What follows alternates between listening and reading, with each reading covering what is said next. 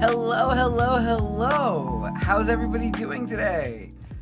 Oh, okay. All right. We're here. Sorry, I was trying to eat cereal before stream started rather than like after stream started. I needed to get nourishment inside me. I woke up half alive today. I'm so tired. Like the baby was like, she fought me so hard to sleep. When she was asleep, she was a gem. Like, and she gave me the biggest smile, so it's all worth it, obviously. But man, she didn't want to sleep. So like, I was like ready. I was ready to pass out standing up. How's the cereal? It was really good. I don't normally have cereal. I stocked up on stuff for the snowstorm. So I got some stuff that I don't normally get. So I got corn pops, and I haven't had corn pops in like the better part of a decade. And they're pretty good. I don't even drink milk, so like it was nice to actually have like a bowl of cereal with milk, because I'm so used to Yura's almond milk. No protein bar? No. I will say some of the stuff I picked up yesterday and that I made for lunch for Yura was pretty good. I made a charcuterie board. I got black truffle cheddar, or black truffle aged cheddar. I got smoked Gouda. I got double cream brie. And creamy Havarti. I got a really nice fig spread. I got Honeycrisp apples, and Genoa salami. And I made all of that on a charcuterie board for her while she was live. And then I also, while that was happening, I also made some dough, because I had a little bit of time because she was watching the baby.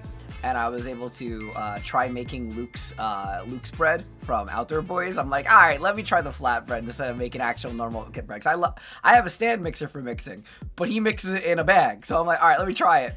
Kneading in a bag sucks, I'll be honest. It's a lot harder than I thought it would be. But needless to say, I made them. I still have some of the dough left over for later. I also made the honey butter. Really good. The honey butter is really good. It's kind of hard to screw up honey butter, but it's really good. I don't have to worry about the snow because I work today. We are not allowed to go anywhere. The roads are closed until 5 p.m. tonight. Like, New York's roads are closed until 5. It's a state of emergency still. It's one of the worst snowstorms we've seen in like over 100 years. Cheese appreciation stream was great, right?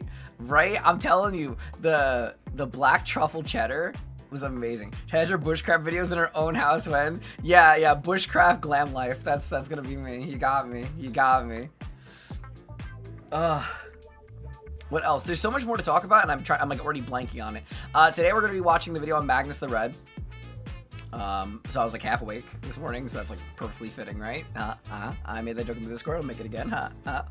I may have a horrible emote coming because of chat on Twitch side being more unhinged than you guys. Little bit quirky. You guys took down the wall of my throne because you thought it was funny. I do actually know what the next wall on the throne's gonna be, because I've been losing my mind while watching the baby and trying to play on a tablet, and the tablet is old and antiquated and crashes on everything. So I'm gonna put a tablet up. Hopefully that is an understandable thing to put on there. It could take as long as it needs to, but that's why I'm putting up. It was funny. Oh yeah, it was really funny. You guys are so excited for the emo. Did they siege the wall again? Put it this way, because Warboss wasn't there for it, so Warboss would have fought against it. Warboss would have fought for me. Warboss is normally like a really super generous person to me. Warboss would have literally, not only would they have zipped up their wallet, they would have been like, no, I will protect Tetra from this onslaught. Because, Warboss, I have to get the Bakushin emote. That is what they caused. That is what they caused. I just want you to understand that. Even I have that lactose tolerant. Lactose intolerant. I will still consume the cheese. Warboss is your right hand in this, I see. Warboss would have protected me. What the heck happened? The Celestine statue's gone.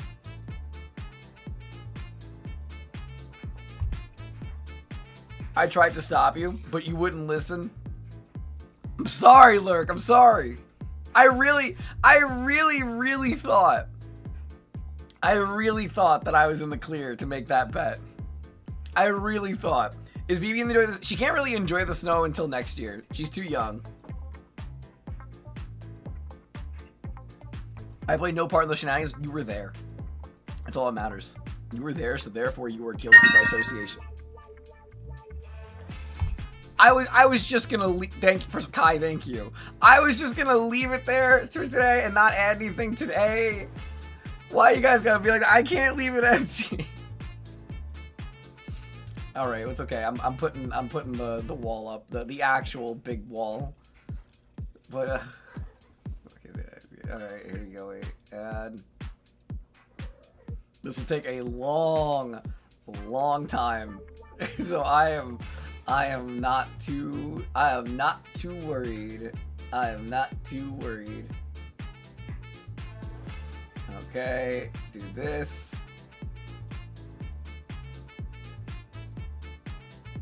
Okay.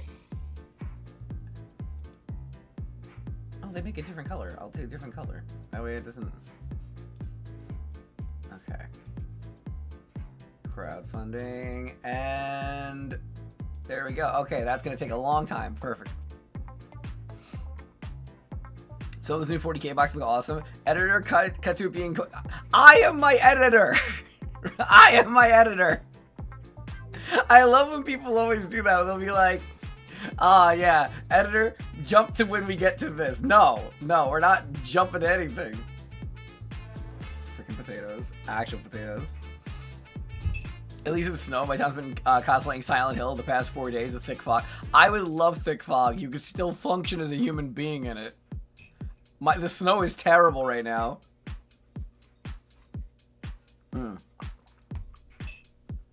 Ms. Tetra, before you watch the video, what do you think of Magnus the Red right now?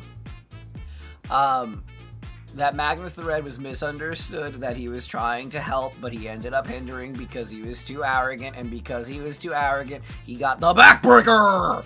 And then after that, no one would take him, so he ended up falling to chaos because he was tricked by Zinj. I think he's stinky. I think he's stinky and stupid. But we'll see if that changes.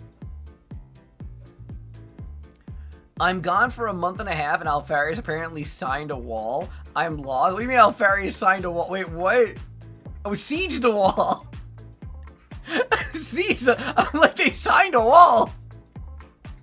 Congrats on 20k. No, the next big one's 30k, so we can say the channel's experiencing its Horus Heresy era. When I hit 30,000 subs, we have to do a bunch of Horus Heresy memes.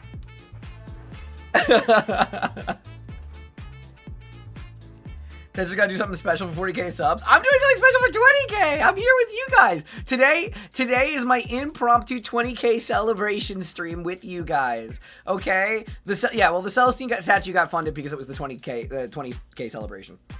Like, yes, there was a bet and it was a joke with chat, but it was my 20k celebration, so they were just being really supportive. But yeah. Instead of Kilroy, Alfarius was there. Alfarius is always there, okay? Alfarius is always just the champion.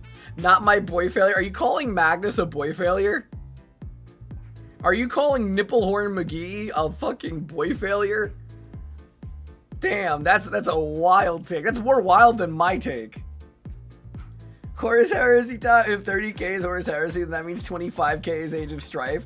We're trying. We're getting there. We gotta get to the Age of Strife. Does she hate him? I've hated Magnus since like day 2 of my journey, or day 4 of my journey. I started disliking the Thousand Suns and Magnus.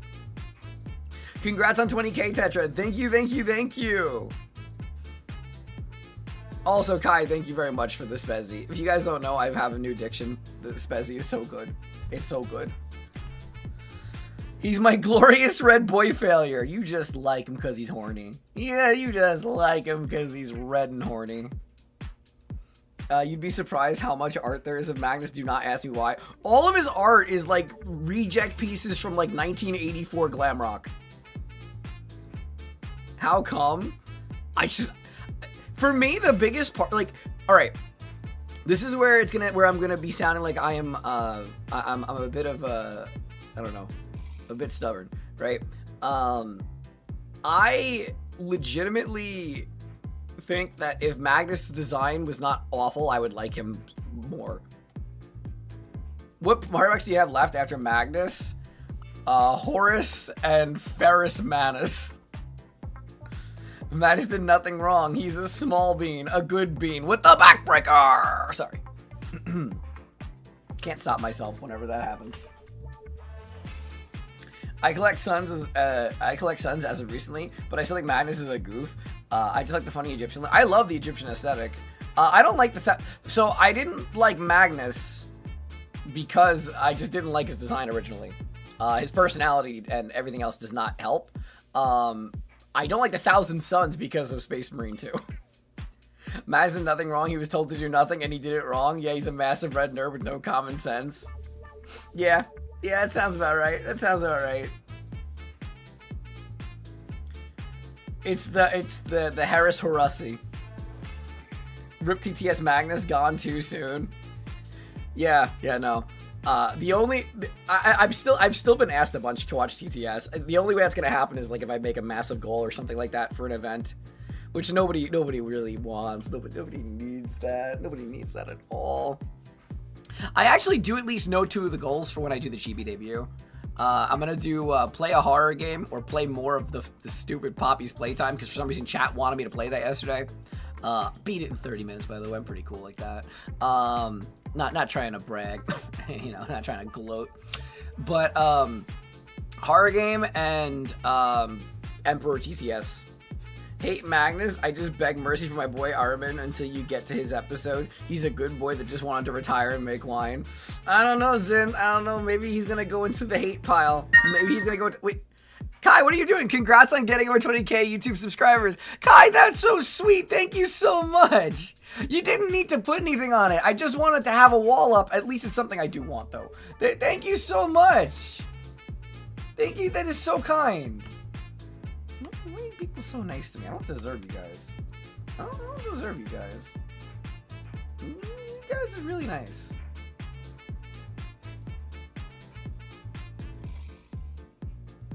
Humble brag? Oh, yeah. I'm something of a gamer. I'm something of a gamer. What can I say? When will you start playing Rogue Trader? Oh, that's a tough one. That's a tough one. I want to play. I just have no idea when. Everything is hard. Time is so limited when you're a new mother. All of my streams are shorter. I stream less days.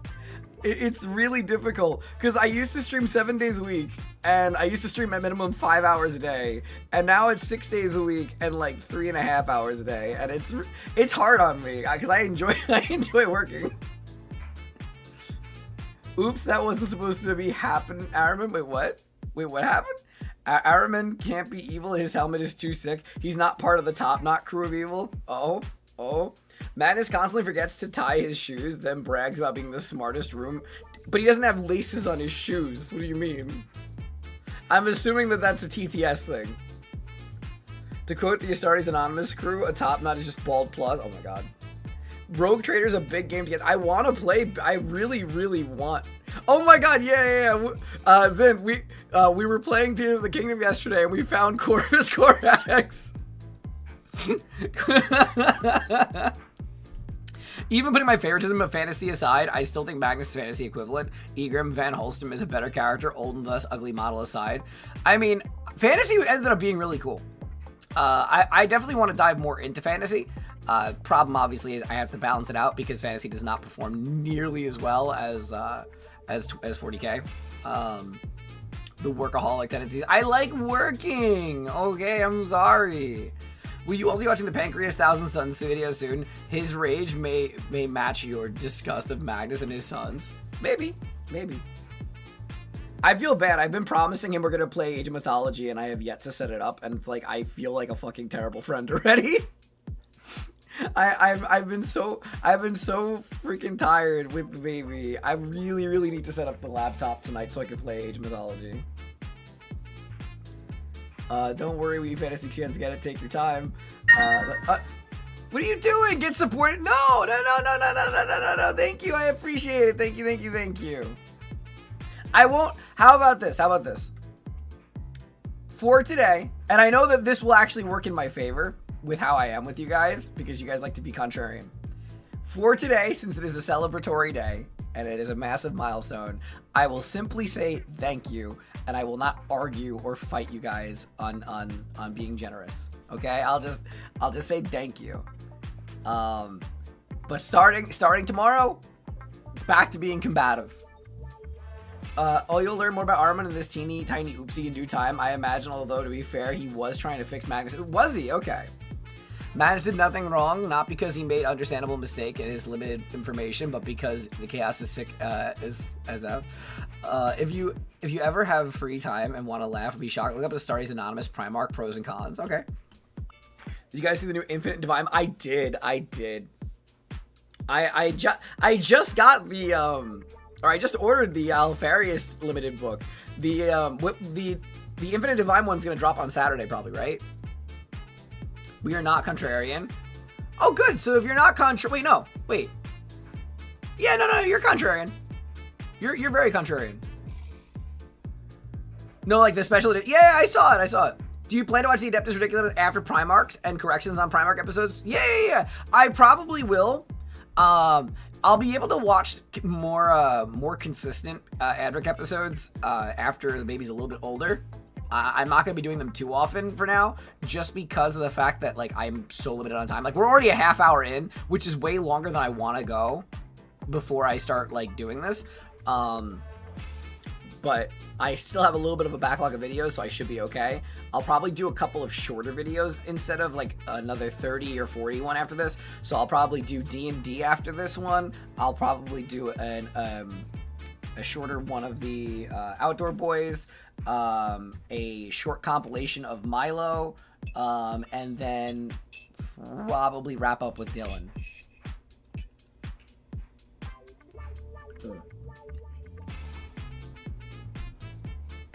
The Niti app. I like talking with you guys. I enjoy the community. I enjoy this part of stream. I just am limited on time because of the fact, you know, parent.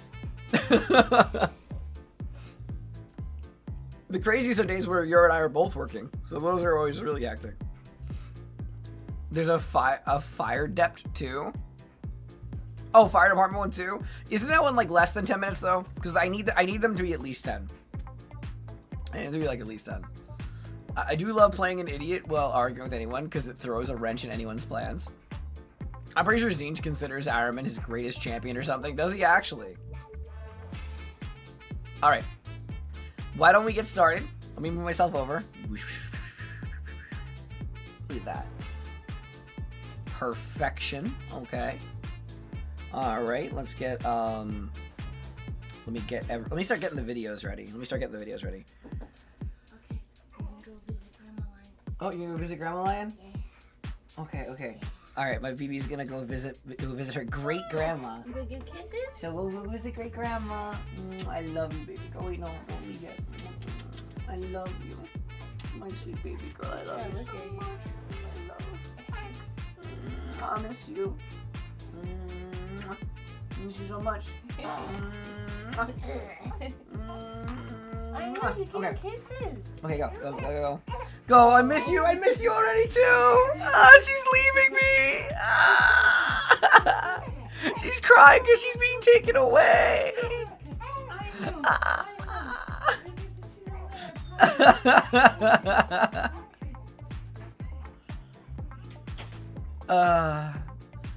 Some dynamic between Zinj and Araman and their types of Nurgle. Primarchs that hate their first captains but can't touch them due to their gods. That would piss me off so much. Holy shit. like that's insane. It's insane to hate your first captain because Nurgle or Zinj just likes them more. Smubba, I love her so much. She just makes me happy, okay? She just brings me such joy. Even though she brings me sleepless nights. And she brings me a lot of sleepless nights.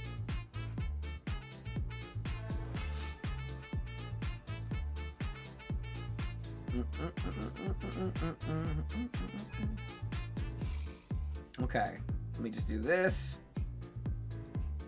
I have to go into my DMs with Pen. One of these days I'll actually get to watch Space King too. One of these days it'll happen. And I'll be ready. I'll be ready, you know.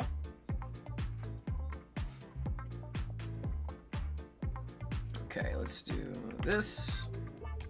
Don't start auto-playing, please. It's an hour and a half. This episode's an hour and a half. Why is there so much to be said about this guy? Oh my god. Oh my god. Also, are you telling me to jump to 441? Pen, are you saying to jump to 441 in the video? Light work? Not light work when I gotta squeeze in other stuff. Oh my god. Alright, well we got a D&D Avantis video. I'll put that on next.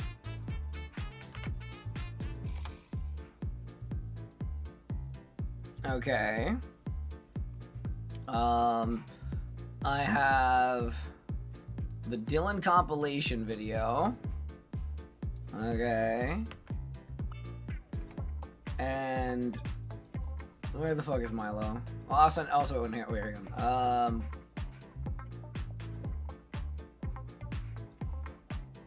Let's do. Ooh, let's do this one. This sounds cool. Bushcraft shelter under the Northern Lights.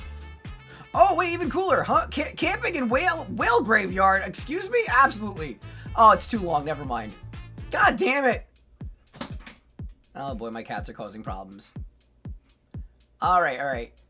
I built a primitive spear gun. Let's do primitive spear gun. That sounds cool. Also, what did you cats knock down? What did you guys knock over? My cats knocked down something. I don't know what it was. The spear gun one? Yeah, spear gun one! And then, where's the last one is Minuteman. Alright, let's do Debunk Compilation Part 2. Alright, we got a bunch of videos queued up. Let's jump right into it. Well, John back at it with the TV? No, just you always find something to destroy. Whale Graveyard we'll save for a different day. We'll save the Whale Graveyard for a different day. I do like the fact that in my list of Max Miller videos, there is one called What is Spotted Dick? I know what Spotted Dick is. In both contexts. But, like, it's still funny. Miss Edra, Grimdark narrative videos are 10 to 15 minutes each. Well, I have a list of things that I already vetted for me to go through. I'm just picking and choosing ones that I can go through. I forgot what was happening when this video released. Oh. Okay, well then we're gonna jump those 4 minutes then. All right, 4 minutes. Day, but before that, if you enjoy. All right. Oh, okay. Let's get it to be full screen.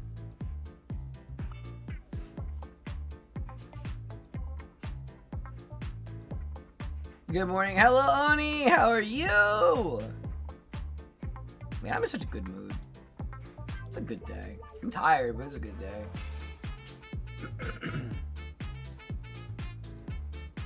All right. Let me get the music off. All right. Let's get this started. I look like a news broadcaster with this screen right now.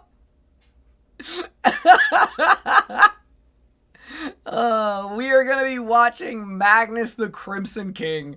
All the 1,000 Sun simps are ready to go.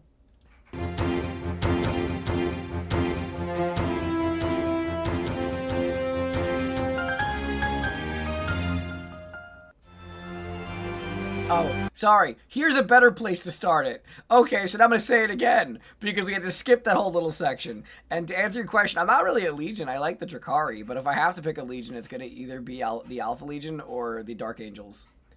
All right. We are now going to watch Magnus the Crimson King. I am, excited is the wrong word, because I'm not a big fan, but we'll see if my opinion shifts.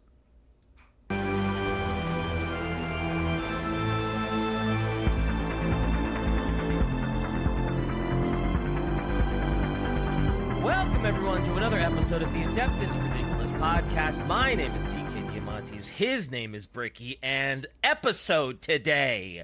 But before that, if you enjoyed today's podcast and you maybe want to support us, consider heading over to patreon.com/Adeptus Ridiculous, where you can get access to the Discord, bloopers if they happen. The $15 tier gets you access to all of our posters in crispy digital HD format. Ooh, That always reminds me, I have to get my second poster for you guys in the Patreon. Aside from that, I love the little mug. I just see the little mug with the stick figures. It's so cute. crispy. Patreon.com/Adeptus Ridiculous. Bricky, what's up? Hey, what's up? How you doing?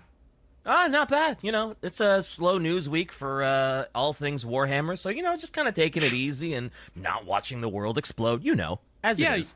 I actually believe that whatever our next poster is going to be, I think I have an inkling of what it could possibly be.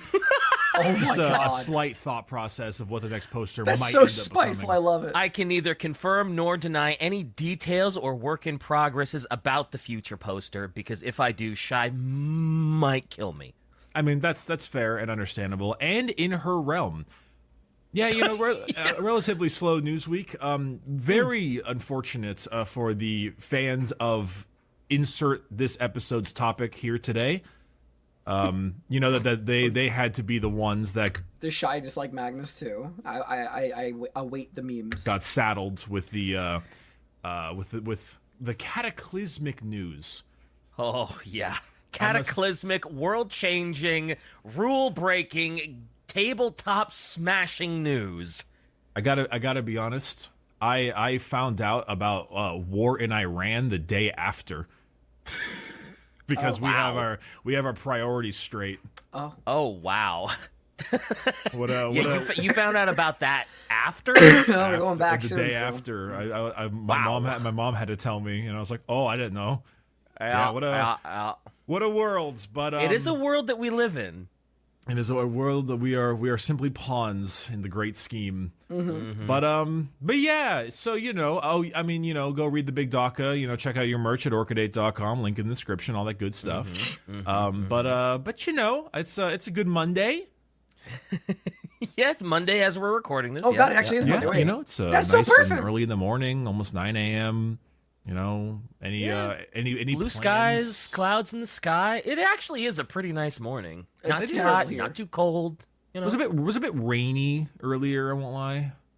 Oh, was it? I wasn't awake. Woke up at a crisp 8:30. Blue skies, white clouds.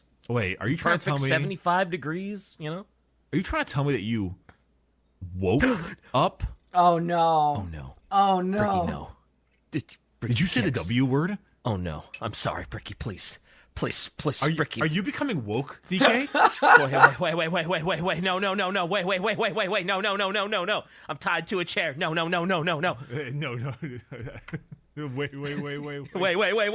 Wait. Just gonna derail this for a horrible thing for a second. I saw that there was actually a video that people took VTubers that do reaction content and they placed them into the category of woke or chud. I don't know why this exists, and I don't know why people need to do that shit. No. Have you actually seen that clip? I have. It's from the Punisher. Yeah, it's a pretty dark part, and I can't not see it as a meme now because it's a genuinely hardcore scene. I never watched the Punisher. Is the crazy thing. I mean, I'll be the first one to say, no matter what I say or no matter what my opinions are, I know I'd get labeled into the woke one just because half of the Warhammer community calls me the gay infiltrator. I like the actor from The Walking Dead because he was a proper. Oh man, I hope he gets his in that series. And I never watched The Punisher. Me rubbing my hand through my hair and saying let me tell you something, Rick. was something I repeated en masse for like a good 5 years back then. Yeah. It was good times. Well, you know how it is. So, Bricky, what's what's up? Well, I mean, I'm trying to think of a good way to again. I am upset that a sincere apology for our fans today, as the individuals excited about today's topic were unfortunately being saddled with the general news of the world. Yeah. I've got lots of quotes for this one. I mean, I have a unfathomable amount of quotes in this one. I like the issue is that they all kind of tip their hand when they're said. Okay. And so I think you might get away easy with this one. Okay. What you mean? You're just not going to give me one because, wow, they're all just so easy. Let's just assume that DK is as smart as we all think he is and just skip the quote. I mean, naturally, no, but Damn it. I think you're going to get it still. Okay. We'll just grab this simple one, I mean, unless he's a fan of Shai has anything better for me before we hop into this. Well, given that you've said that today's episode, you've already apologized to fans of them for being saddled with thing. I mean, I'm tasting it in the air a little bit, but go ahead. Did you have to make that noise? Oh, you mean yeah? That's me. Yeah. That's me tasting the air. I don't like this. I don't like Air this. molecules. They taste like little gold. I'm getting a little gold in here. I'm getting a little, Can't. That's like the worst thing I've heard all day. It's what we've just woken up. Well, Exactly. oh well. Hey, I'm Yeah, setting the bar. I like this one from Shai. We'll read this one instead. The lives of those who once devoted themselves to him hold no meaning to the him now. I would weep to see us fallen so low, but there is too much to be done if we are ever to restore ourselves and prove that we were right and the wolves were wrong. Wow, that's actually not that obvious of a quote. She found a decent one. Wow, that's actually pretty decent. But are we doing custodian-related shenanigans today by any chance? No, that's we're pushing past that because this is what I meant. They're saddled with this, but we're pushing past that. Okay. The lives of the boy, that I just kind of assumed that that's what we were doing, and now I believe I have blockaded reason and intelligence. I'm not that I had a bunch to begin with, but I believe I've put up a blockade and I cannot see the forest for the trees. The Dorn method. Yeah, I have fortified myself thinking that that's what I was preparing for today because there must have been something.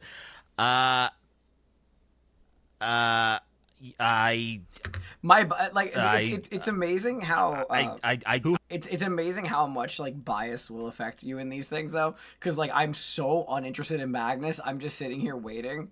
Like I don't feel like sitting here waiting for the game of DK trying to guess. Like, get it's Magnus. I'm just like, come on, DK. I want to actually see if there's something that will change my opinion of him. Please. This is not helping me. This is a very long episode, and I want to watch and I want to learn. I genuinely... Wolves. Who hates wolves? Mm-hmm. Oh, I would say the Thousand Sons hate wolves quite a bit because, wow, did you have to break his back? Did you nearly kill him? Now we're all sand. He's done it again, lads. Oh no. No. Right. What? Really? I did? Yes, Are we doing Thousand Sons? we are. Oh, let's go! My sandy boys, my dusty boys. It's finally time. Let's go! It's finally time. Put it on 2 It's times time. speed. I should. Let's Magnus- go! Well, it's not quite K-Sons. It's Magnus the Red, but it's Right. We do the Primarch, and then we do the faction, right? Yes. I'm just gonna die on the hill. I hate his design so much. I hate the 1980s glam rock reject. I hate it. And I hate the nipple horns. Usual type of one, then the two. Hell yeah. In fairness, if there was any faction that the Thousand Sons would love to watch... Wait, how toxic are Thousand Sons fans? Am I gonna get flamed in the comments because I don't like him? Am I gonna get people to be like, your opinion does not matter because you are not a seasoned individual who has read every Magnus and the Thousand Sons book. Okay, you do not ejaculate to his novels like I do. Therefore, your opinion is invalid, and the nerd is the coolest character in the entire Warhammer universe. Implode, it would be the Custodians, especially on tabletop, because fighting Custodians as Thousand Sons on tabletop is a nightmare, but not for much longer because their codex is ass. Ooh, yeah. Yeah. Oh, it's that seems bad. like the thing to be upset about. It's like, oh, the codex just sucks. Like, that's the thing. Look, I'm gonna be very, very, very, very, very, very, very honest with you. I know 100% that this VOD is going to go members only because I'm going to say shit that is going to piss people off because I dislike Magnus so much. So I'm just giving you guys the heads up. Anybody who's here, you get to enjoy it. Otherwise, it's pay to win because I'm not going to put the Magnus video up because the other part about it, even though I don't say anything, I'm so disinterested in it that I'm not really excited. Like nothing about my personality is conveying excitement, and that's not really a good like what I want to release in my videos. So we're gonna watch it. It's gonna end up being a members only stream, and then the rest of the videos will get released throughout the week. Thing to be upset about. It is arguably the worst codex I've read in like almost ever. It's really, really bad. But it's poor Custodians. They're supposed to be hyped. They're supposed to be crazy. Unimportant. Thousand Sons, Magnus the Red. We do like a good Cyclops boy in this house. So can I admit to something here? Yes, sir. I actually, despite. In this podcast, our dynamic is very clear. We have Warhammer, I know his entire story. Know-it-all Bricky, and Warhammer not knowing stuff DK, along with intermediaries / I want you to think of it this way, because I don't want to pause too much during this video, because I do want to get through it. I'm just doing it because I did promise you guys. Like, doing this is because I'm watching all of the Primarchs through Adric, right? So doing this is an obligation. Right now, this video is an obligation. It is strictly an obligation. I know basically all I need to know about Magnus, but we'll see if there's some miraculous thing that makes me like him more. I don't think that there is anything in the entire Imperium that will revise my opinion. Kidnapper Shy. I would not want to be kidnapped by Shy, by the way. That. Well, at least you'll be alive. Well, I prefer the term finessed. I would say, like, if you're captured by the Drukhari, you're alive. You'll wish you weren't. You'll be a couch. Also but true. You're alive. So that's kind of like getting kidnapped by Shy, I feel like. Regardless, the main thing, though, is that I actually, despite me having that thing, I'm still, like, relatively, like, fan Warhammer person. I have lots of, like, very surface-level knowledge. I'm not a super dive deep unless it's certain factions. Yeah. I actually knew very, very little about Magnus. That might surprise some folks, but I actually genuinely was not a huge Magnus, like, I mean... fan? I don't know. It's just, when you see Magician Guy, you kind of just assume that they're Magician Guy, and I kind of moved on from that. The Egyptian aesthetic is cool, but not, like, my favorite aesthetic. Yeah, but they didn't do it good for him. I sure do love painting Trim. Like, his Egyptian aesthetic isn't that good. So awful. Ew. I love the Egyptian aesthetic. And those damn helmets with those little lines on them. Yeah, they're genuinely awful. I agree. Yeah. But I didn't know much about Magnus, so in a sense, despite all of the usual Horus Heresy stuff that I've learned about Magnus through osmosis from all the other events in the lore, I didn't actually know a ton about Magnus. So this was basically a fresh look into the character, and I left with less than I thought I would get. Well, less like you didn't like him as much as you thought you would, or there wasn't much new info. What do you mean by you didn't get much out of it? I expected there to be more lore for such a loved character. And there are a couple books about him. You've got the Thousand Sons novel, the Crimson King novel, and also the Fury of Magnus. And then a couple of short stories here and there. But I guess I expected maybe like 60% more in terms of all of his general information, and it was less than I thought it would be. Yeah, I mean, for me, all you ever really hear about Magnus is like, oh, Magnus did nothing wrong, even though he very clearly, even as someone that likes Magnus and likes the Thousand Sons, homeboy did a lot wrong. And that's mostly what you hear about him and how he got his back broken by Russ. Other than that, it's like, yeah, what else is there to tell, right? Other than he's mad at Ahriman for Ahriman being stupid. But well, that's not quite fair, I don't think, to Magnus either. I think true. There's a really good phrase I think someone said, which was in D&D, you have intelligence and you have wisdom, and they're two very different attributes. Oh, Magnus is a very smart person. I would argue he's one of the smartest, if not the smartest Primarch in a lot of facets of just general knowledge.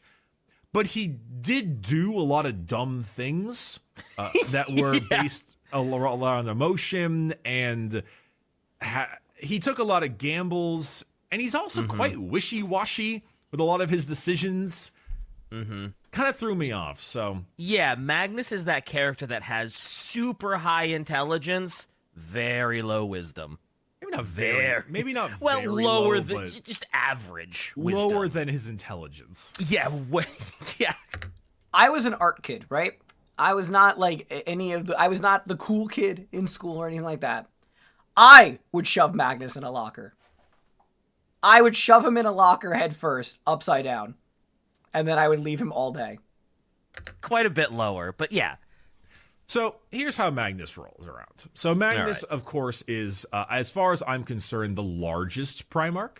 I believe he's the biggest. I think he actually... Oh, I don't know if he eclipses even among Vulcan. I was going to say, Vulcan is a big boy. Like, is Magnus bigger than him? I thought he was. Well, because Magnus is also, like, red. He's... That's true. He's a little different than the average character. I don't remember if he's actually... Oh, well, he's bigger now, no doubt, but... Yeah. All I'm going to learn from this this is why he was red, probably. But he's a big boy. Big boy. All right. Very big boy. He actually remembers a great period of time when he was an infant, which is a fascinating thing. When he was in the pod on Terra, he constantly psychically communicated and chatted with the Emperor.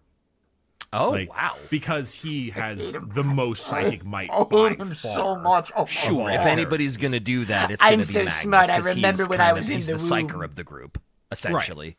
Right. And he was able to talk with the Emperor a bit during his pod, and eventually when he got yeeted out, he landed on the colony world of Prospero, which is a kind of a haven for outcast human psykers. The entire planet was already covered in psykers, and so when he landed there, he wasn't really seen as anything different. Right. He's just a normal baby with psychic abilities, just like the rest of us. If we remember in the Age of Strife and a lot of things, psykers popped up a lot and then were ostracized and then witch hunted.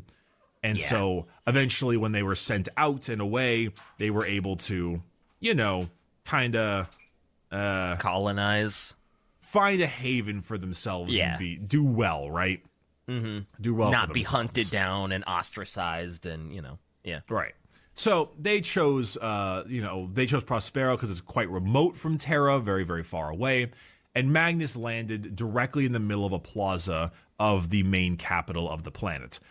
And then a very famous psyker named Ammon. I'm just gonna pause a second, homie. I didn't even see. I saw that you contributed. I just got the email. You're a psychopath. That is such a large amount. Thank you so much. I don't even know if you're still here, but thank you. That is such a generous. That is such a ridiculous generous donation. Thank you very much.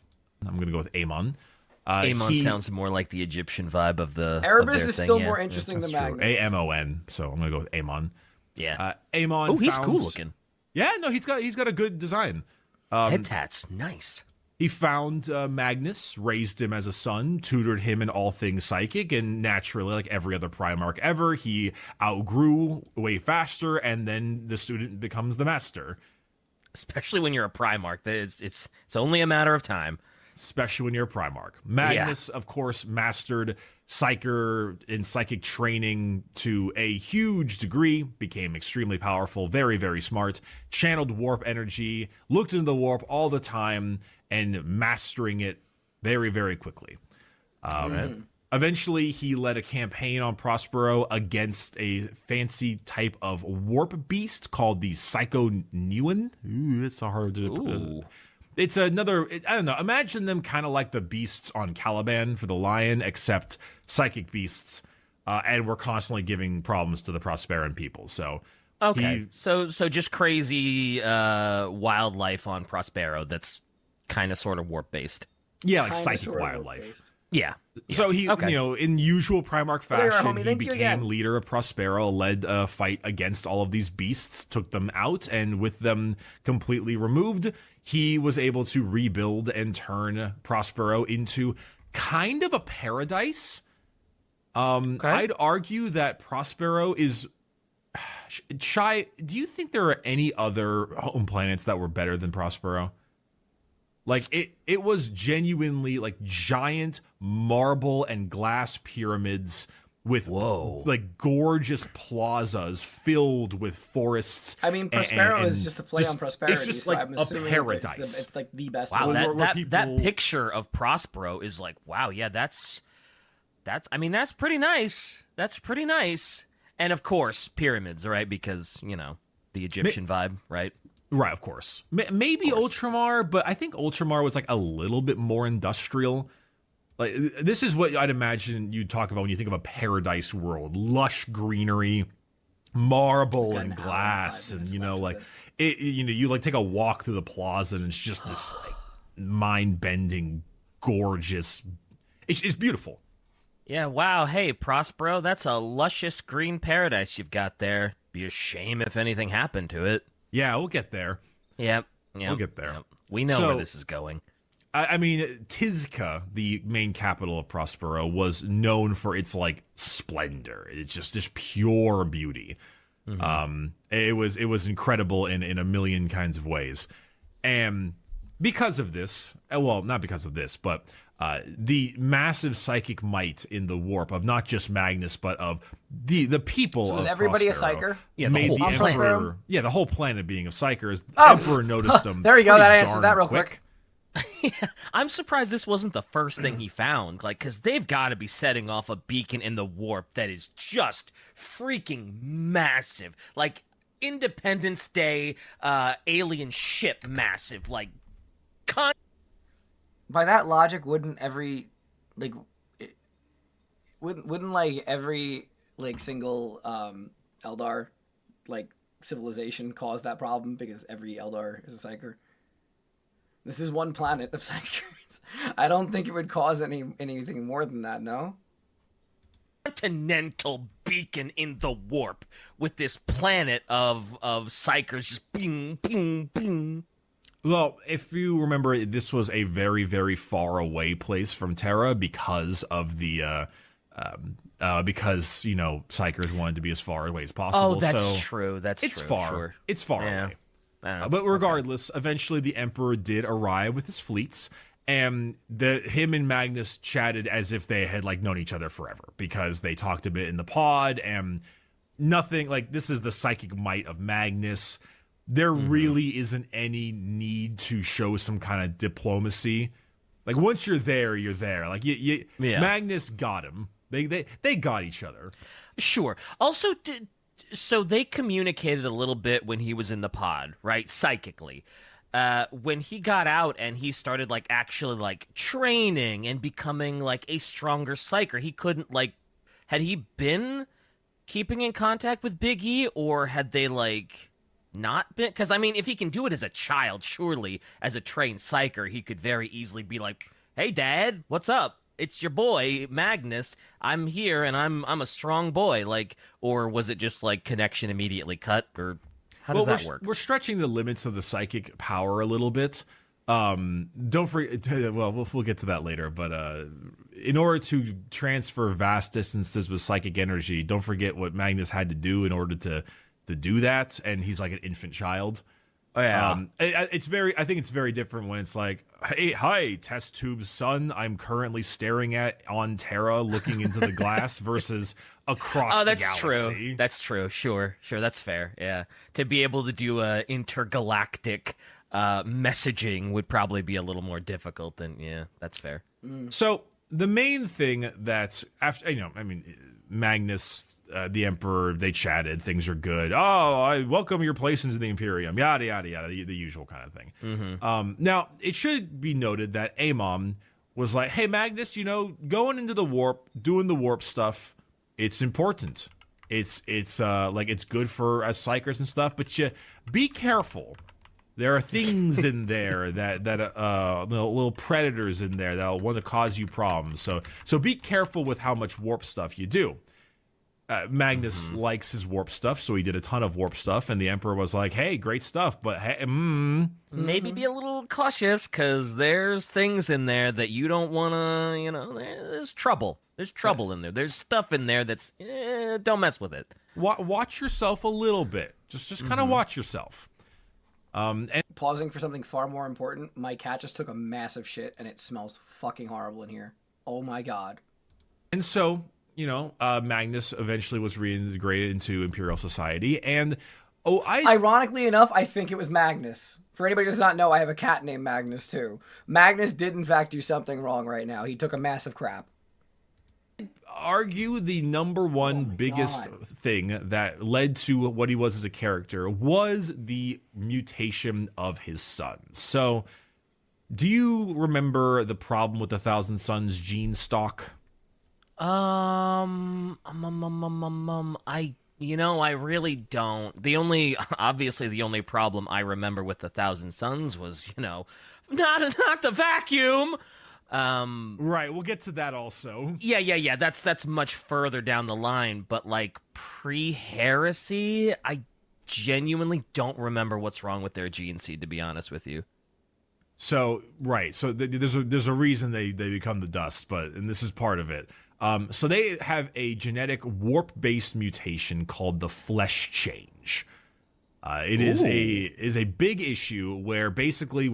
This is the most the Emperor talked about chaos, and it's so vague. Bro just wants his kids to fail. Fair and valid. With time, and often if they push their psychic powers too much, they will grow like tentacles and eyes, and eventually turn into basically a chaos spawn.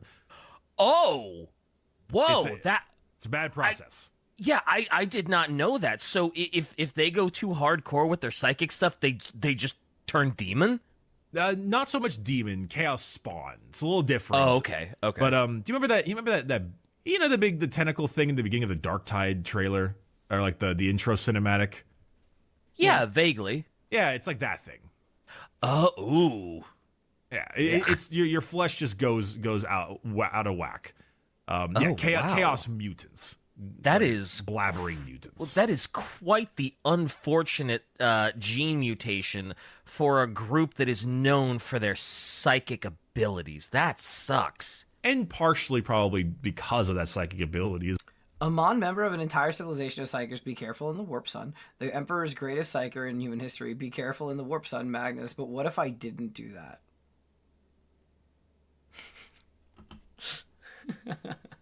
This is half the reason why this is their issue, but true, because you're messing around with the warp so much that when you mess with the warp tends to mess back. So, the Thousand Sons were out and about doing occasional things in the Great Crusade before they found Magnus, like most were, but that mutation had really taken its toll, and so by the time Magnus was reunited with his sons, there were about how many left? Was there 1,000 of them left by any chance? About 1,000 left. Let's go. I'm batting 1,000 today, baby. Oh, my God. 1,000 Sons. That's why they're called it. I'm batting 1,000 on the 1,000 Sons episode. This man does not miss, literally, because the thousands. let's go. Just pumping iron today. Just, working on the shoulders, working on the lats, Just kidding. I don't work out. Gonna be thick, succulent, and rotund. I am thick and rotund. I don't know about the succulent part, though. Well, there's always time.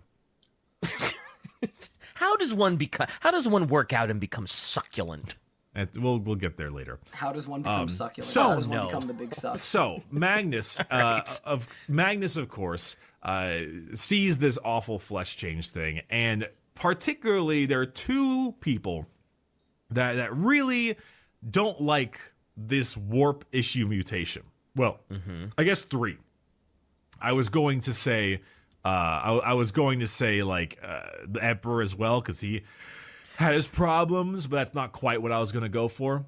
I'm sure the Emperor is not a big fan. Sure. Not a big fan, but for the most part, it was Leman Russ and Mortarion. Chaos spawns are basically rolling balls of grotesque, mutating flesh and shrieking madness. It's the single most feared outcome of chaos worship. Yeah, but the ones who are worshiping chaos, are they actually afraid of it? Because I feel like once they're worshiping chaos, they're just kind of in it. They're just kind of in it to bin it. These two people were the ones who disdained Psykers the most and the use of the warp, and particularly disliked how Magnus waged war, because often they would go to a planet to liberate it during the Great air Crusade. quotes liberate. Yeah, air quotes. During the Great How about Crusade, a nice cup of liberty? Kills self with impact grenade. Calls Eagle on self. They often would, wage war in the psychic manner, which sometimes meant enthralling the population, which was pretty dark and not great, but it was a way to lower casualties. Sure. Psychically, less casualties, but then they go crazy, and Also, Mortarion. So I knew Russ was obviously not a big fan, because Russ likes to go in, glory, hallelujah, and do his thing. But Mortarion too? So we haven't done Mortarion in a long time. Morty, the lords on Barbarous, on his home planet, were all Psykers, if I'm not mistaken. Or a lot of them were. And so he has huge disdain for Psykers, for what they wrought on him and his friends. Okay, that's all you had to say. I got you. Yeah, now, and I'm like, okay, yep, that makes sense. Yeah, all right, cool. I'm with you now. Yeah, Mortarion is a Psyker, and he hates himself for it. Oh. I feel like Mortarion hates himself. Hey, he's just like me, for real. Yeah, Mortarion. Except without the psychic ability, Mortarion's reason for going heresy is a bit iffy. Yeah, because he hates the Emperor for learning he was created with the warp, and then he also hates him because he didn't let him kill his own dad. And yeah, he kill stole. I remember the kill stealing, and that being his big reason for being like, "Yo, f you, Big E, that was my kill." But there were a lot of very difficult, problematic things that went along with Mortarion and Russ. Specifically in the, hey, your Psykers are cringe. Oh no, I'm gonna sneeze. And also stop going to a planet after you liberate it and stealing all of their lore, because that's not very Imperial truth. Look, we love that's not Morty very being humanity. Mortarion is an Number one, interesting the character. Imperial is the only way. Why would you keep the knowledge that you gain from them? That doesn't seem like there's a point. Ah, okay. But of course, Magnus loves his knowledge. He loves his learning, keeping knowledge, safeguarding knowledge, even of other factions and stuff is good. Mm-hmm. And in fact, it got to the point so much that Magnus, and him being as amazing as he was with psychic power, had a little book on his hip, the Book of Magnus. He has a book named after It's not like a book of That's grudges, cute. is it? It's just like a book of knowledge of other cultures and other planets. And more so a spell book. Ah, okay. More so a spell book. It's a big old spell book. Why is he? With that spell book, records all kinds of crazy sorcery. It's actually kind of neat. It's the hide of one of those psychic animals. It bounds the book with a golden chain and a lead lock. Okay. He always keeps it on his hip, and you might see a lot of photos of Magnus, and it's always on his hip. Little book. Also, do the Admech by any chance have any affinity for Magnus and the Thousand Sons? Because, I know they're like psychic and everything, but they also seem like, oh, but it's knowledge, and you should preserve knowledge, and knowledge is good.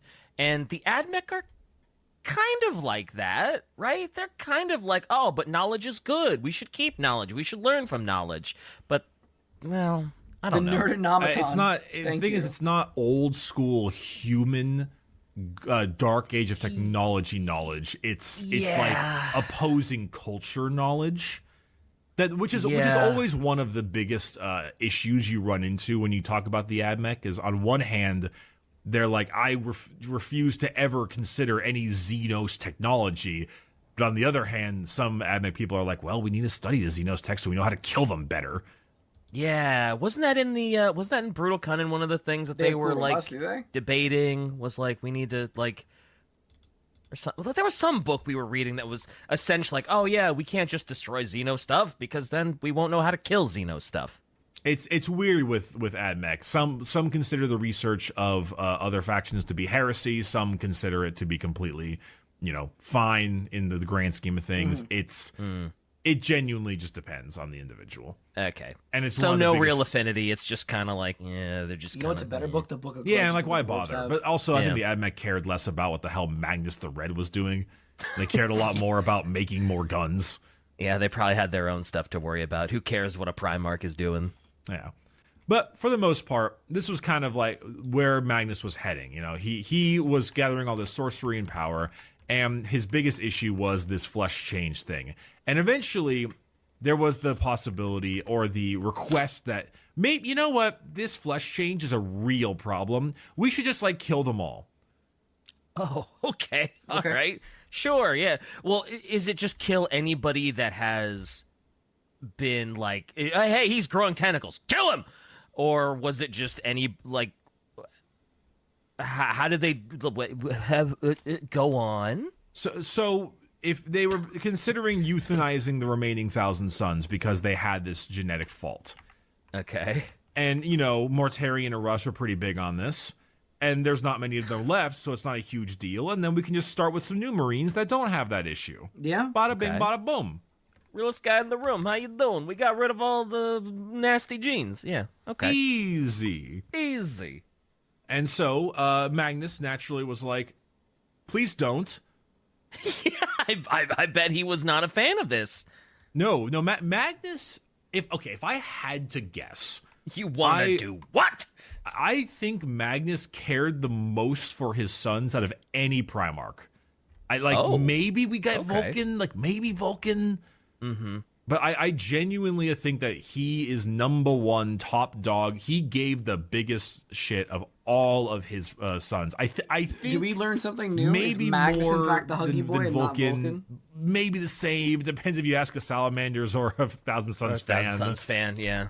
It depends. It damn close. He really likes his sons, though, regardless of if it's them. He really, really likes them. He appreciates his boys. That's the important part, right? That's the important part. And so he decided to do his damnedest to find a way to fix the flesh change. And he asked the Emperor, he's like, let me find a cure. And the Emperor said, all right, do your thing. And so after a large amount of studying and trying to figure out some kind of fancy cure for the flesh change, he delved deep into the warp and made a bargain with an entity.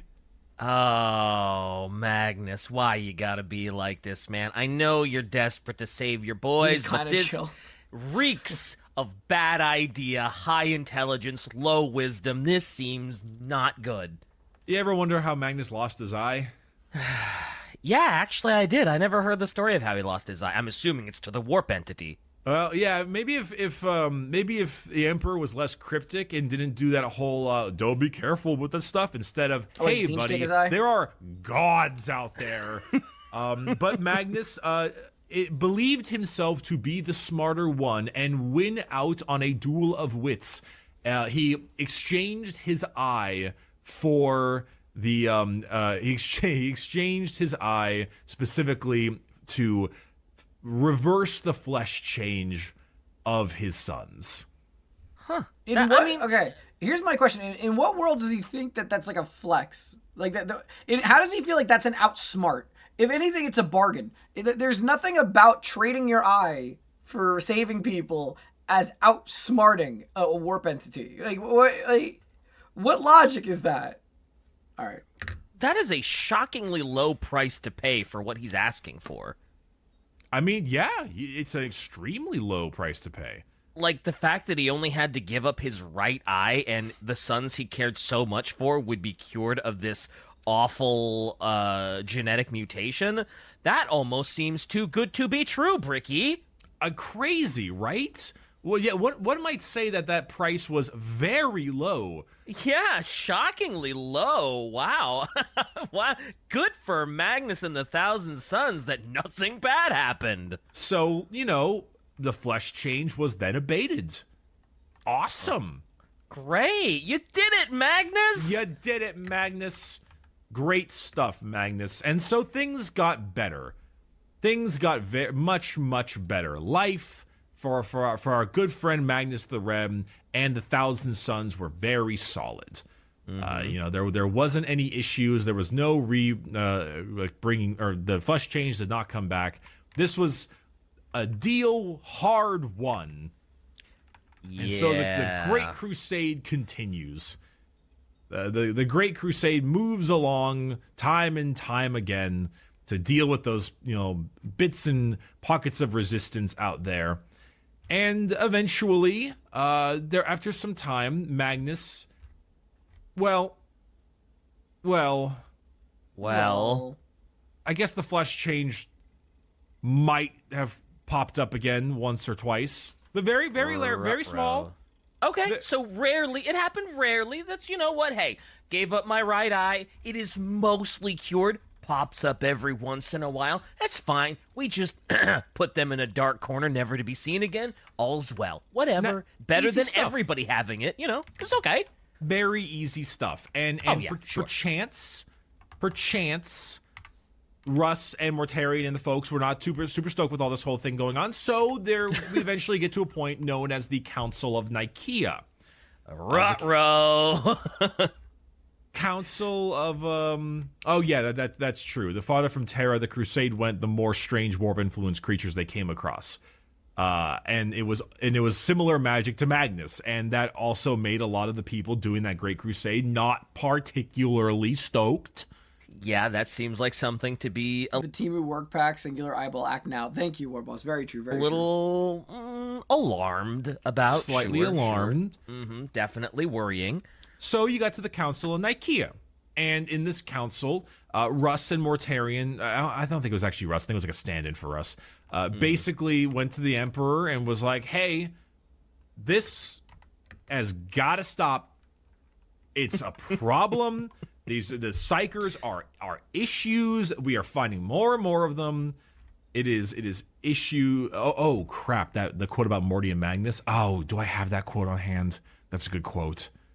Yeah, I can see why the Council of Nicaea would be like, "Hey, Magnus, look, pal, we love you and everything, but maybe dial that shit down a little. I mean, we're running into some weird stuff that looks a little familiar.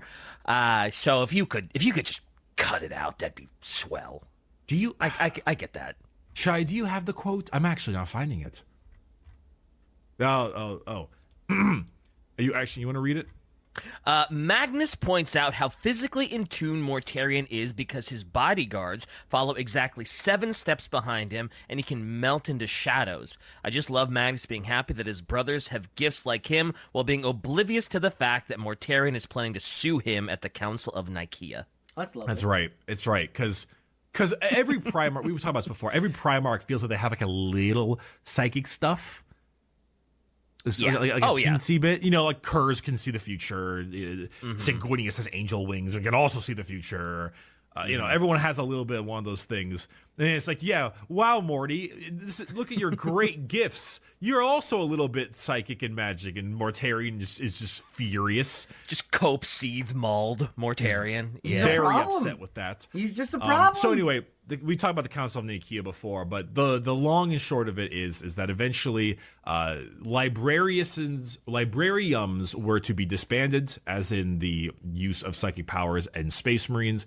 Magnus and the K-Sons were banned from practicing sorcery and all the psychic effects, and the only psychers allowed were things like astropaths, navigators, and other sanctioned psychers. Right, which obviously Magnus is not going to be happy about, because that's their forte. That's what they do best. That's their thing. You ask us not to do psyker stuff, that's like asking a Space Marine not to use a bolter. Like, what the hell, man? What are you doing, Yeah, it also massively reduces the effectiveness of the Thousand Suns. Oh, yeah. like, Massive nerf. Take the Thousand Suns and just remove all of their psychic powers. Like, oh, God. It's like, why even exist? Why don't you just disband the Thousand Suns? Kind of need that stuff, you know? Yeah, that's our thing. So, regardless... fun fact, Aemon was at Council of Nicaea and voted pro-use of magic. He was also impersonated by a demon. Oof. You love it. Yikes. You love Zeech. So he's a demon at this point. No, impersonated by. He's still around. Oh, okay. Yeah, he was impersonated. But the Emperor voted no. And naturally, Magnus was furious to this, but he can't really fight this. And funny enough, I'm gonna fight you, Biggie. This is actually where the Space Marine chaplains started showing up, because to uphold the Imperial truth. Now, granted, the chaplains have become a little bit of a different thing nowadays. They're a little bit more, they're a bit more of a zealot now. But at the time, this is kind of when they showed up. Like, hey, put them in, bring the purity of the Astartes legions, and yeah, now they're priests. So a little different. Right. So the chaplains go? Are the chaplains the one that go back to like Prospero with Magnus and like, hey, we're gonna keep an eye on you, make sure you don't do any psyker nonsense, or are they just like, no, Magnus will follow the rules, I'm sure it'll be fine? Chaplains were No, I wasn't stuck. I was looking at something more important on the side. My bad. Put in all Space Marine legions just to kind of like help uphold the Imperial truth. This isn't like Big E giving the custodians to Lorgar to watch his ass. Gotcha. Okay. Cool. Now, after this, of course, things start to get a bit problematic because there's this crazy event going on called the Horus Heresy. Oh, wow, that little thing? A little thing like that. Yeah. And so originally, right, Magnus, because he's a psyker, he often like peers into the great beyond and looks in the future and all these kinds of stuff. And Horus was made War Master and all these things, and eventually, it's a long back and forth situation going on with this whole deal. But I think an important situation is that he has a vision of this big civil war. Yep. And his first goal is like, all right, I gotta tell Horus about this thing. I gotta figure this out. So he goes to cyclically contact Horus, and he's like, oh my god, he's already been stabbed by the evil blade. You already got the poop knife. Yeah, I'm already too late for that event. Can't change that. Oh well, let's move on to the next chain of events that I can potentially stop. Yeah, like, oh god, oh crap, we're already there. We gotta move on. Yeah, move on to the next point of interest. Yep. So figuring out what the hell to do at this point, he's like, oh, I gotta tell the Emperor, but I can't just like do normal telepathy. It's so slow. This is a bad issue right now. It's like, I gotta be quick. We're screwed, bro. I gotta be fast. Yeah. All right, fellas. All right, everybody, gather around. Bring the sorcerers in. I'm gonna send myself directly to Dad. I'm gonna send myself directly to Dad. I'm okay, Dad. And this is the moment. This is the big fucky wucky. This is the Magnus did everything wrong moment. This is yep. So he sends himself to Dad, and then once he gets to Dad, he's like, "What the hell? I can't get through. What is this? Yeah. What is all this stuff? I can't talk to Dad. I can't figure it out." And then whispering in his ear is some fancy pantsy guy being like, "Hey, buddy, if you need a little bit more help, I got your back. Just take it. I'll give you a little bit more power, and then I'll let you burst your way through it. Oh no! Oh no! Don't listen. And Magnus being all like, God damn it! I gotta get to Dad. I gotta help Dad. I gotta get to Dad. I gotta warn Dad about this thing that's happening. God darn it! All right, here we go. I will take your power, mysterious warp entity. Skadoosh! I hate it. Kablam! Metal pipe sound effect. Hey, Bazing! Dad! Watch out, Dad! Horus! Oh my God! What did I do? So, and he breaks through the Emperor's secret webway project that he didn't tell anyone about ever. Blows through the entire psychic barrier, keeping all the demons out. And next thing you know, the 10,000 custodians are left dealing with this mess forever. Forever. And Biggie can't leave the throne anymore because he's got to protect everyone from all of the demons that are pouring in. And Magnus. Why did you have to listen to the whispers? Were the whispers maybe coming from his... it'd be funny if he was like, I hear whispers coming from my missing eye. What's going on? It's like they're coming from my eye socket. He needed it to burst through the barrier, and there he was to warn the Emperor. And in reality, he killed a whole lot of people in that room. And then how many people did he? Wasn't it like? It's like thousands. Oh, like thousands of adepts. Yeah. I was gonna say it wasn't millions, but it was a lot of people that just immediately. I know we're not super hot on Master of Mankind as an overall book, but the opening. Being like Magnus blowing through and the Emperor being like, "What have you done?" What the dude? It's a really good opening. Oh, for sure. That is a great opening. Also, is it Master of Mankind where you get to see like the POV of the psychers that are getting drained, and it's like, it's like, oh my God, that's awful. Oh my God, and this happens every day. Yeah, that was a bad time. That was a pretty bad time. Sheesh. But anyway, so he does this. He blows through the whole thing, and good old Biggie is not happy. Clearly, that's the understatement of the millennia. Biggie was not happy when Magnus burst through his secret project. He was very, very upset. So miffed even. So at this point, Big E clearly believes that Magnus has betrayed him, and he is the huge issue going on right now. So he says, "Hey, Russ, go capture him." Did you know that there is a signed shiny Gyarados card in a PSA 9 for $34,999? Neither did I. Go take him. Go take him out. Bring him back to stand trial. And halfway through, Horus was like, "Hey, Russ, Dad changed his mind. He wants you to burn Prospero. He wants you to destroy everything he's ever known and loved." And Russ, not much liking Magnus, but also understanding that Horus, as the War Master, basically spoke with the same authority. You listen to Horus in the same way you listen to Big E. You don't question it. You just follow orders. And so he that's not scalping. That's kind of what he did. That's a 20-year-old card that's incredibly rare. That is exactly what he did. That's not scalping. That's just, we've talked about the burning of Prospero a few times now. Talked about it with the Space Wolves, but Magnus specifically there was... This is one of those parts that he's really wishy-washy, and it kind of throws me off. That's true. Russ did try to get him alive technically, but it's more fun to imagine him as not. Yeah, is it true that Russ tried to send comms to Magnus and be like, "Hey, Magnus," and I'm pretty sure it's true. It's kind of funny in a dark way, imagining this from Big E's perspective. He's just standing there conversing with the custodians and scientists working on the webway, and then a heliportal, and Max goes, "Dad, you're in danger," jump scare. But he doesn't even get to say, "Dad, you're in danger," because otherwise there wouldn't have been the aggressive... Well, I guess Big E didn't really make the aggressive response, but I don't know. It's just kind of funny to me. True that Magnus had put up like a barrier so that no comms could get in, no comms could get out, because he was like, he felt really guilty. He was like, oh my God, what have I done? I effed up Dad's project. I killed all those people.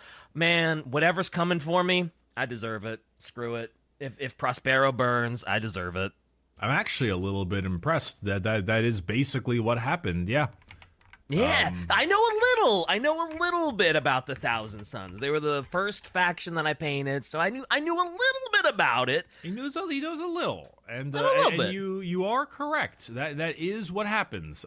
For the most part, Magnus, not wanting to be an unwitting pawn of Tzeentch again, puts the shield up and kind of just resigns himself to fate. Because any kind of fighting back would possibly have him require more assistance. Oh, yeah, and he wouldn't be able to turn back the influence of Tzeentch. Right, and so they were caught basically completely by surprise, in a sense. Yeah, well, the populace of Prospero was... Yeah, Magnus knew something was coming, but the Thousand Sons were like, what? And especially when they had a huge contingent of the Imperial Army and Sisters of Silence brought with them, which of course are real rough issues for Magnus and his friends. That's a problem. But, and this is the wishy-washy thing, because eventually Magnus changes his mind. Like halfway through his planet getting razed to the ground, he's like, you know what, maybe I will fight back. You know what? God damn it! I hate what's going on right now. I care about my sons so much. I'm seeing them all just die in droves. You know what? Fine, I will fight back. And it's a little, I don't know, it's a little weird. It's a little wishy-washy. It is a little wishy-washy, but I mean, I can kind of see it where you're like, oh, I deserve this punishment, and oh, I'm gonna see. But then, like, once the punishment starts happening, and you see everything you've known and loved, and you love it as much as Magnus does, you can kind of see how, like, you know what? No, I gotta save my sons. I can't just let them pay for my mistake, right? All right, so it's a bit of. I get it, but, wishy-washy, certainly. Wishy-washy. Yeah. The final fight between him and Russ, between the Sisters of Silence and the runic armor that Russ had, it was basically not necessarily like a psychicless duel, but it was very much, muted psychic powers from Magnus because of all of the wards put in place. Yeah. And when you get into a one-on-one fist fight, Russ is always going to win. Russ ain't bad. And, Yeah. So this is a Thousand Sons reference. I'm not going to go too hard on the backbreaker. It's, we care about them this time. Yeah. But yeah, I was going to say, everybody forgets that, even though he was significantly nerfed, Magnus puts up a good fight. He does crush one of Russ's hearts, and he considering who he's fighting, he puts up a nice fight. Like, I don't know, if Magnus wasn't nerfed by all of the things put in place to stop him from being Psyker, do you think he could have, like, tangoed with Russ and won? Possibly, yeah. I mean, maybe. I mean, they're Primarchs, so, yeah. His psychic knowledge is incredible. Like, he could just blast him to bits, but there's a reason why Russ wore runic armor to ward that he stuff came off. prepared. He was like, I know who I'm fighting. I'm not going to go in there, and fair enough. And clearly that's one of those things that's you prepare yourself beforehand. It's not like the two of them are just nude. Mm-hmm. Would you like to read this quote? Sure.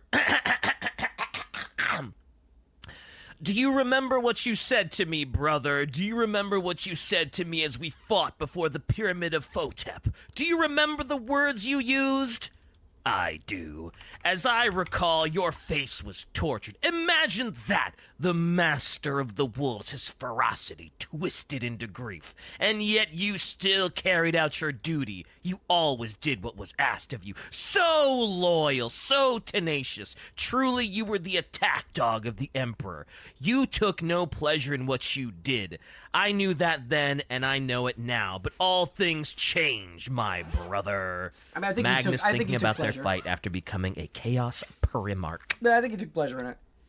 Magnus, after becoming a Chaos Primarch, is actually kind of a little petulant, I won't lie. He's been very spiteful. I think he maybe deserves it, but it's also partially his fault.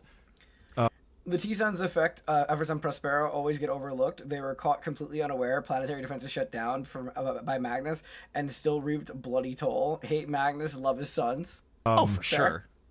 He's the one that listened to the voices in the warp. Like, Yeah, but at the same time, it's the weird part, right? Because it's like... Yeah, because he had no idea, like, Big E... I recommend Mr. Bones' take on No, thank you. I will not watch any more Magnus videos, I promise. I am bored out of my mind. But I appreciate it. Thank you.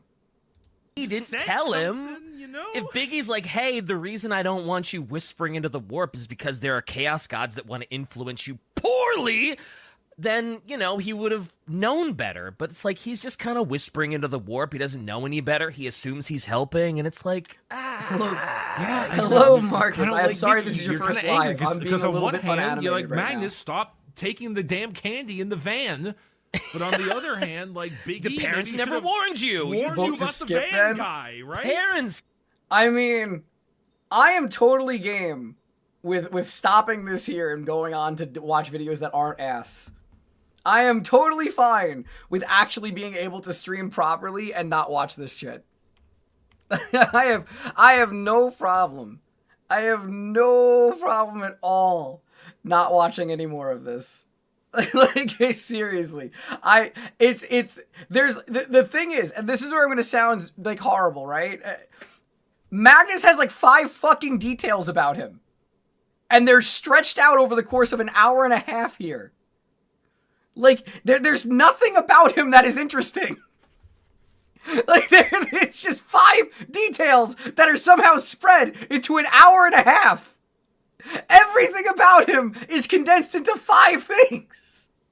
And I'm like losing my mind just sitting here listening to this really long drawn out banter to say the backbreaker. Oh yeah, he broke the webway. Oh yeah, like he doesn't. There's nothing. There's nothing that's wow. Your mind is blown. He's actually so much more deep and cool. Oh, God, he sucks so much. I might hate him more than I hate Vulcan. Like, I might hate Magnus more than Vulcan. I don't know how that's possible. But, like, I might hate him more than I hate Vulcan. And I feel bad because my cat's name is Magnus. But I may hate this thing more than I hate. Oh my God, he's cool to fight with on a tabletop. I don't play the tabletop! And on top of that, his design's ugly as shit! Fun fact, Demon Primarch Magnus is far worse than regular Magnus because his soul was fragmented and lost his altruistic portions of himself. One of those fragments bit a tear from a well to Jagatai. I remember the part about Jagatai. I think we heard that in the Jagatai episode. He really is just a plot device for other people. I hate that. I hate that so much. You have to commit. We made it this far. We gotta watch the rest. Yeah, why? Why should I waste another half hour of everyone's time? What's wrong with Vulcan? Vulcan's not bad. I said that he was mid and didn't have a lot of depth to him, and I got a lot of flack from the community, so I hate him out of spite. I like his goofy ass design. At least Vulcan has a cool design. Vulcan's okay. Vulcan's design's fine. I just like I have never done a stream where like I sit here and don't say anything, and it's like it's kind of disgusting that that numbers just go up, like because it's like for whatever reason. Like it's so disheartening. Like, it's so disheartening that, like, I could be, like, super animated and provide good content, and, like, it does okay, right? But, like, I have some boring-ass stream about Magnus the Red, and I'm not even talking, and I just see that. Yeah, see? Everybody's all pissed off that I'm talking negative about him. To all of you people who are leaving right now because I don't like Magnus the Red, go fuck yourself. Like, oh my God. Like, legitimately... I fucking despise this video.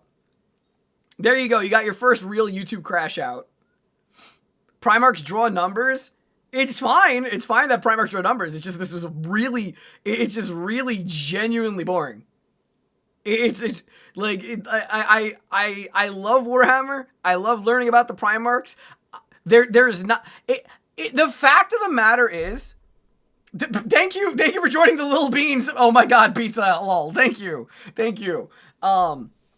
Like, the fact of the matter is, I wouldn't even be so irritated if it wasn't for the fact that this is, like, the longest Primarch episode ever. They're beating around the bush, and it has, like, the least amount of content in it compared to any... I think Ferrus Manus will be more interesting. Like, that's the thing.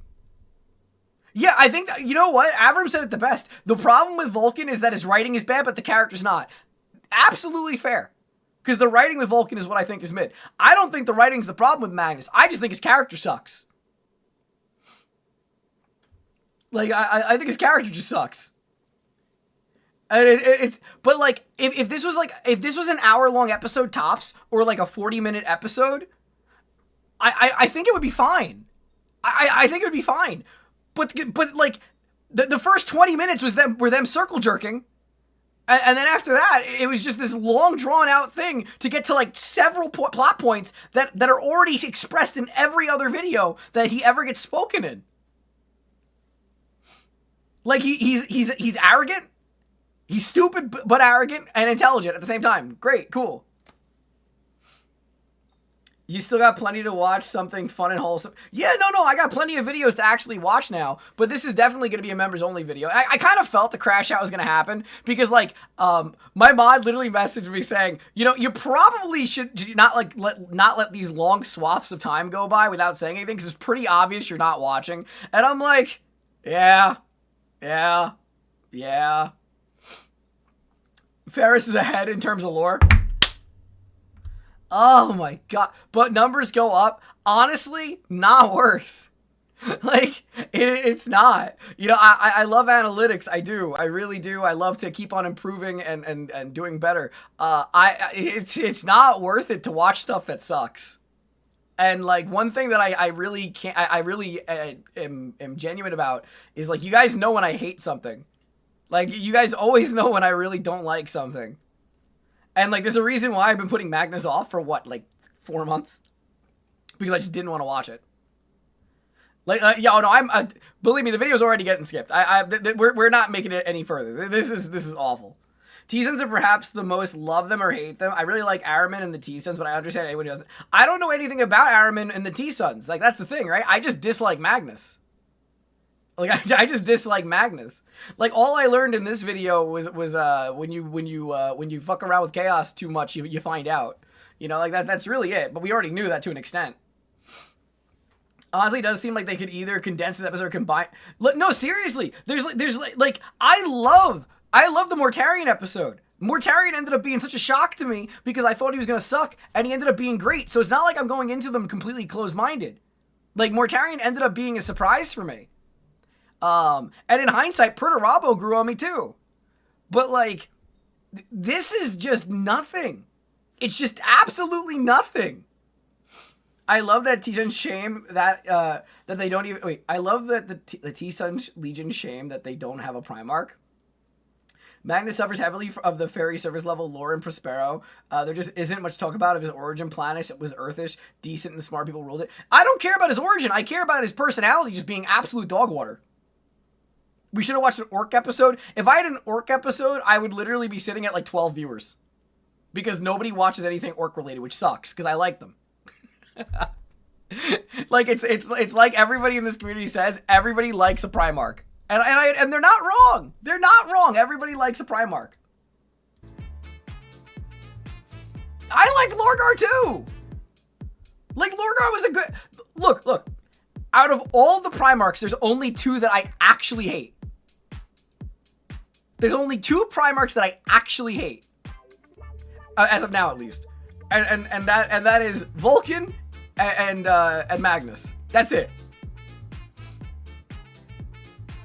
But you hate the accent? I don't hate the accent of the orcs. I hate the fact that whenever orcs are on screen, it makes everybody in chat develop super autism, and they are all forced to talk like freaking British football hooligans.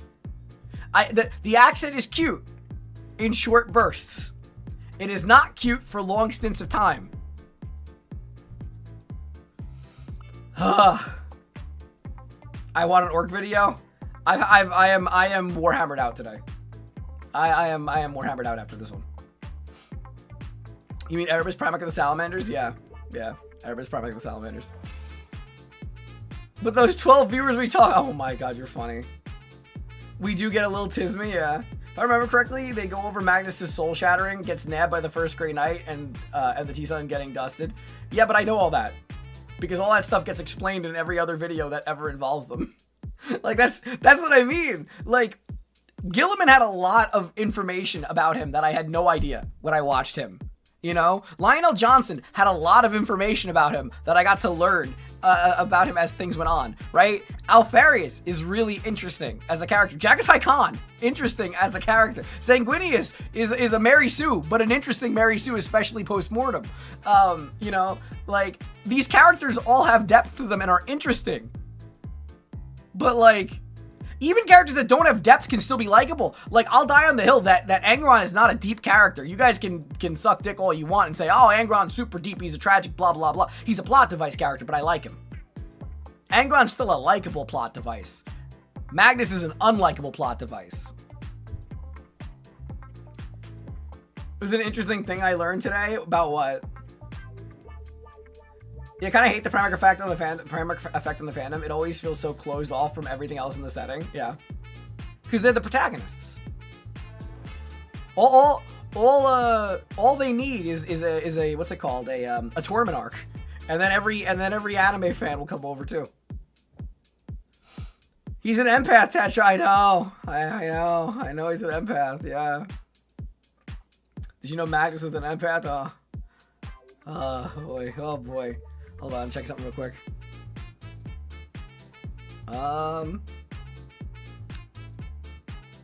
Sorry, I'm gonna be frozen for a minute while I look at stuff. I'm just making sure everything is good.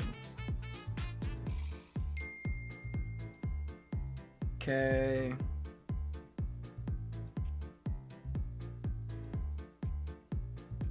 Okay. Sorry. Really cute video of my baby. Okay. All right. Now that what's the thing that Purge Robert does? Decimation. We did decimation of the viewership for people who don't like content outside of Primarchs. All right. Let's go and watch something actually fun. All right. Let's go into something fun. Let's watch the D&D shorts. Let's watch the D&D shorts. All right. You die. Oh god, it already started. It starts with you die. Okay, damn. Okay, the first one was a great time. I legitimately thrived on it. Again, I will always say I have no idea about anything about D&D, so this is like a whole new experience for me. But we're gonna watch the D&D Witchlight 2 from fuck, I forgot their name and I got to redo that now. What the fuck is their name? Adventurous, yeah, okay. All right. Well, now I'm gonna say it again. So hopefully I'm smart enough to cut this part out of the video. All right. I had a really good time on the first one, so we're gonna be watching another compilation of D&D shorts by Adventurous. You die. Oh. Okay, that was 0 to 100 real fast. My body hits the lazy Susan and I rotate just a little bit before coming to rest. Derek, you're alive. Oh, you're fine. I fell on my dagger. Oh god, your innards are coming out. Oh. All right, we're only 2 videos into this series, and everything about it is just so 11 out of 10. I know people were telling me in the comment section that I need to go watch the actual tabletop, like the live action, but the animations, well, live actions, I'm making it out like it's not just a real bunch of people, but like the animations make this so unhinged. Oh no! This is why we get nothing done. You begin to grow a pair of breasts. really nice, large breasts. And you feel incredibly lustful. What the hell? Look at this tall drink of water. I'll be heavily using the promotional material. But only only show up in a handful of episodes, disappointing all viewers who wasted their money. Oh man, he's on symmetrical evil. Oh my god. I mean, I guess that's actually very normal. Oh, I'm gonna claw my scarecrow. Oh my god. Why don't we just... Okay, wait. I have to also point out, I have to give these people credit. They legitimately hold on to like one-off statements and jokes so well, because like I'm pretty sure that symmetrical joke was because of the previous one from the first video. So that's honestly legitimately impressive, because there's so much going on with this improv that I wouldn't be able to keep track of everything. In the scarecrow till it's pointing the way out of here. Oh, after I'm done with him, he's gonna be pointing in 3 directions. Oh. This poor scarecrow. You did this, Nikki! You did this! If we murdered this Kenku, we wouldn't go to carnival jail. Oh, we would be sad. No, the mood of the carnival would be ruined. What about justified killings of terrorists, politically motivated otherwise? That's a good point. That's a good point. He might be causing mischief. Everyone would celebrate if we killed a terrorist. Yeah, let me be an enemy combatant. That's a whole other thing.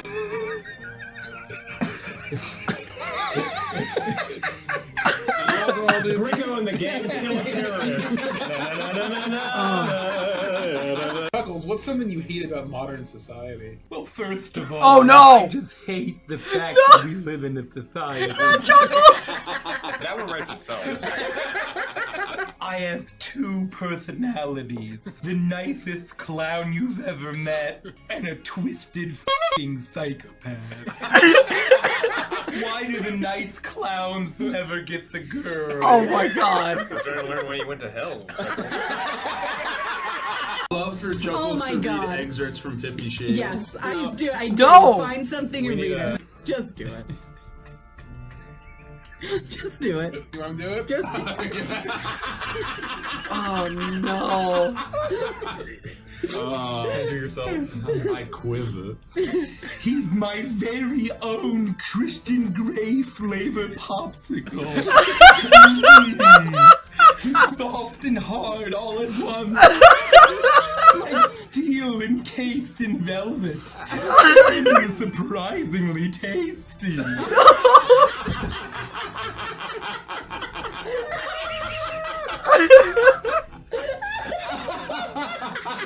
Oh no. Oh, it's so wrong. Is that 50 Chuckles of Grey or 50 Shades of Chuckles?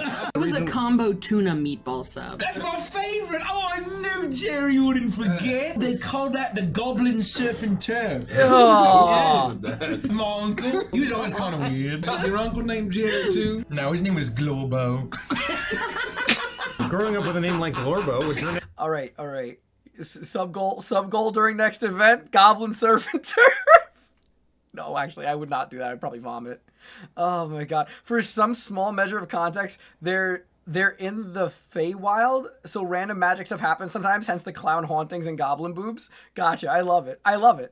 anyone trained. That was a very actually common goblin name. How do you even know that I exist? Well, you know, because I'm sitting on you. Most people I sit on, they tend to be there. Not afterwards. Sorry for pausing again. Wait, did you know the animator does a ton of stuff for Game Grumps too? Did not know that, but I haven't actually watched Game Grumps, so like I wouldn't know. But that's cool. But You're friends with him. He's very useful. In what way? yes, yeah, what the Frosty? All these years? We're also good friends, but you should see him punch a body, is what I'll say. If that body had any ribs intact beforehand, oh, forget about it. The meatballs are definitely not meat. It's a soy-based alternative meatball. Yeah. Oh. Oh, yeah. Golden Impossibles. Oh, I'm glad they're an expanding option. I'll support their life choices. Oh.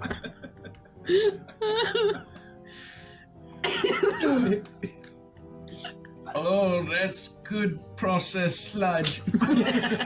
Just like Uncle Globo used to make. I wish I had some reward for you, the same way you... Would you like to have sex behind the shed? I'm just kidding, he doesn't say that. Well, you know, when I came to the Witchlight Carnival, you could have given me a million guesses about what I do here. But fucking a gigantic ascension is not one of my guesses I ever would have had. How are your back feathers? Are they still filthy? Oh my god. I can see. It's too easy. There's a little bit of marinara mixed with tuna mayo. Ah! Ah! Give me a chili. Rattle the cages. What is wrong with you? Rachel. For the podcast listeners, Mikey has donned a Ninja Turtles hoodie and is cosplaying as Batman. Maybe he's wondering why someone would shoot a man before throwing him off a plane. I gotta say, you sound like Donald Trump as Batman. Oh, we're doing humor here. I have vengeance. I have the best vengeance. Oh my god! Nobody does vengeance better than I do. I never tried that before. Go, you still got any more of that sandwich? I'm gonna level with you. I was just gonna tear bits and pieces off of it and see how far I can throw it. Okay. 20 election pieces. Yeah. You can't hit the guy with the stupid looking toy right over there. You take one of these impossibles, you throw it. What was it that you advised him try and hit? That guy with the stupid looking tie. Yeah, the guy with the stupid looking tie. But it's not a tie. It's a bow tie. And as he turns around, you see the big round ball on his nose as he honks it, and his tie squirts water at the children in front of him as they clap. This impossible smacks him in the face. He goes to say something, but his eyes roll back in his head and he falls over dead. Can you please move the happiness tracker down one as the children's watch the death of a clown? Oh my god, he killed another clown! You stop joking around, Klutzy. That mermaid is still around. Torbeck isn't exactly exclusive. You don't stand a chance, Torbeck. She's in the slam. Are you suggesting that Torbeck has no shot? Yeah. No, I mean, you could try. You could always try. No, I don't. It'd be funny. Look, all right. Just let him do it. Torbeck knows he's not as handsome as Gideon. I actually think I've never seen you quite so put together. He's like in complete shambles. He's got like bits of like dried vomit on like his chest hair, and he's just not. He's the best you've ever looked. Oh, you got us some animal crackers up here. I'm not sure those are crackers. You're still naked. Let's get you some flash. My underpants were like shredded wheat. Oh, here's your hat. Kirby's hat. Oh, God. Phew, there's children coming right here. We're gonna go to fairy jail. You let that hang out, can't That's you? what I'm saying. Torbeck's gonna get added to another list. What are you suggesting, Bricko? Torbeck isn't a pervert. I'm just a bugbear. I'm pausing this. Hold on, one second. Andy pitches this character to me, and he says, I decided to play a sad character so that things wouldn't go off the rails. That's pretty sad. I thought I was laying that on pretty good. The only thing that looks like it's going to fit you is a Playboy bunny outfit with very large ears.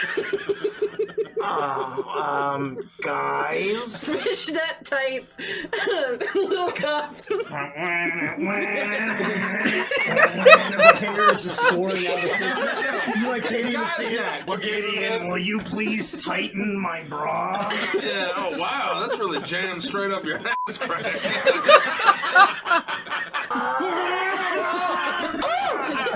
Ouch. I think Torbeck is in.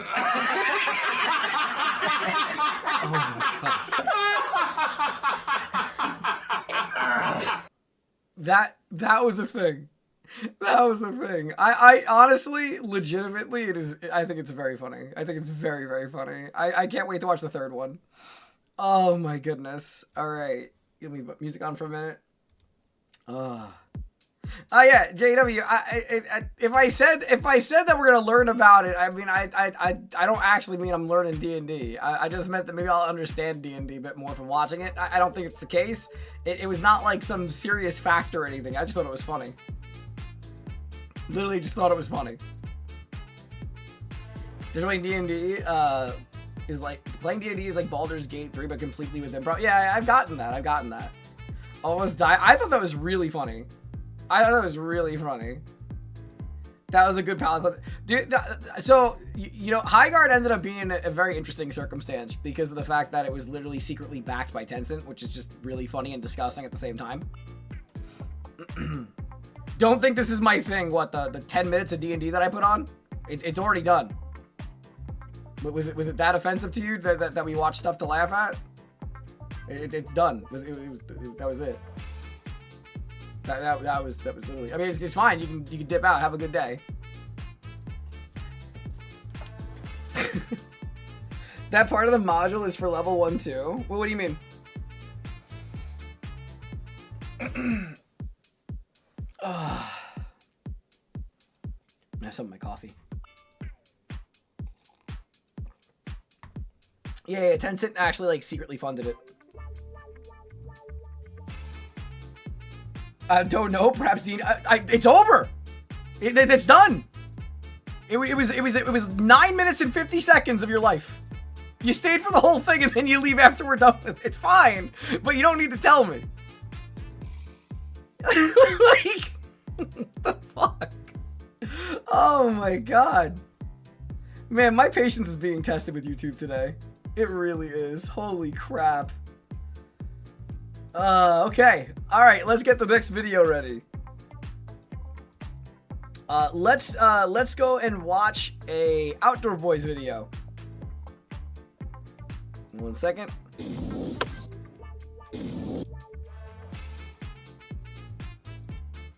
Alright.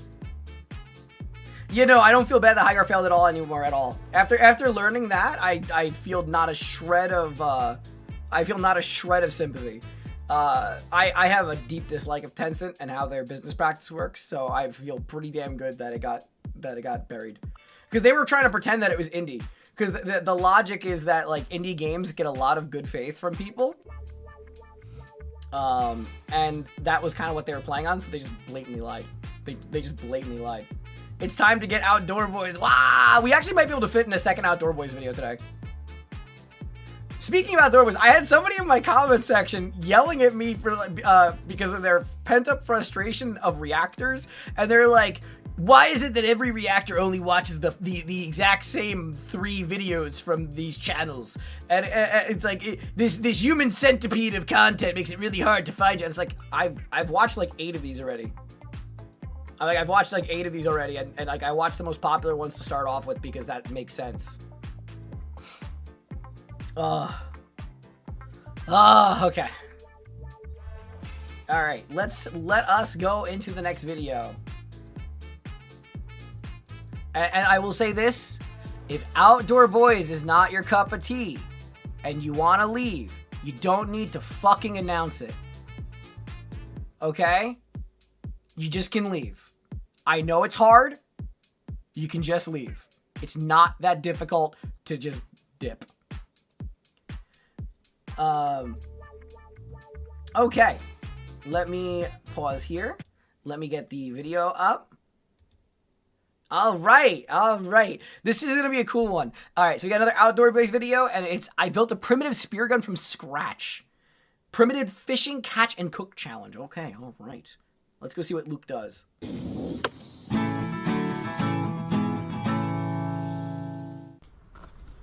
Oh my god, look at his hat. Look at his hat! I love it!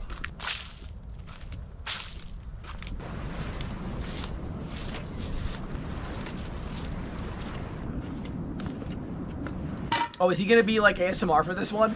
Is this gonna be ASMR crafting a gun? I think Luke is gonna ASMR gunsmith! I made a joke about this in a previous one. I said, watch this man actually gunsmith one of these episodes. No way!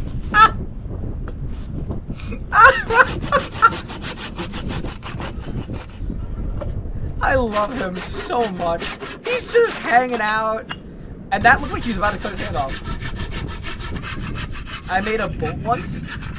That sounds kind of cool. This is Alaska, by the way. I mean, it could, yeah, I mean... Look, he's just hanging out, right? It's hot Alaska, you know? It's tropical Alaska. I too love the tropics of Alaska.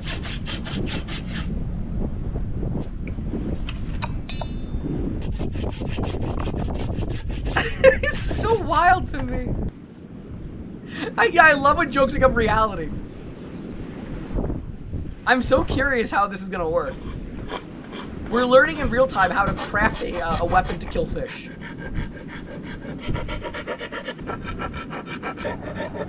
That's a beautiful piece of wood. Okay, I have a real question for you guys, because I've seen this with like stuff that guys do. Do you guys actually go and find cool sticks? Like, do you keep cool sticks that you find? Because I've seen those on like Instagram and like Twitter, where people will find like a stick in the shape of a gun or a staff, and they'll be like, yeah, this is a cool stick, takes picture of it, shows on the internet. It can't be winter all the time. I love a good stick. No, oh my god, yes, always, yes. Wait, really? You guys, wait, no, you're trolling me. You guys are trolling me. No, you guys are trolling. I don't believe. That looks so cool though. It's so smooth. I know he sanded it, but damn. He really is good at woodworking. Like, I know I've seen it in some of the other episodes, but he's very good at woodworking. I have some from 5 years ago. I have some I took from France. I've been collecting birch branches for my engagement. That's so cute. I love that. Yes, but it has to be a good stick. They're cool sticks, Tetra. I'm learning stuff that's new about you guys. I made a war club once when I found a really nice rock. How does that even work? What'd you do? Glue the two together? Tape them together? Rope them together? Have you ever held a powerful stick? I can't say I have. Sometimes I like to pretend I'm a wise wizard or a monk traveling dojo. I'm not judging you. It's just something different, and I'm learning about you guys.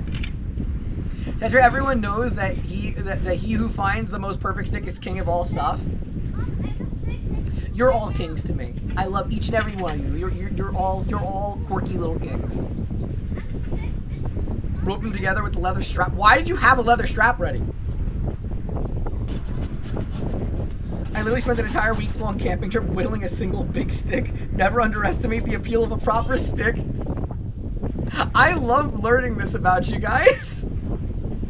I love learning this about you guys. Okay, so I'm guessing he's doing that just to hold it in place.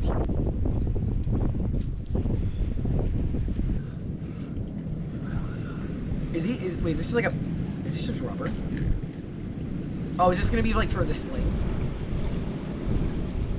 Because I had a regalia once that had leather straps. Oh. Oh, stop. Please continue. Oh, I love you guys. You guys are awesome.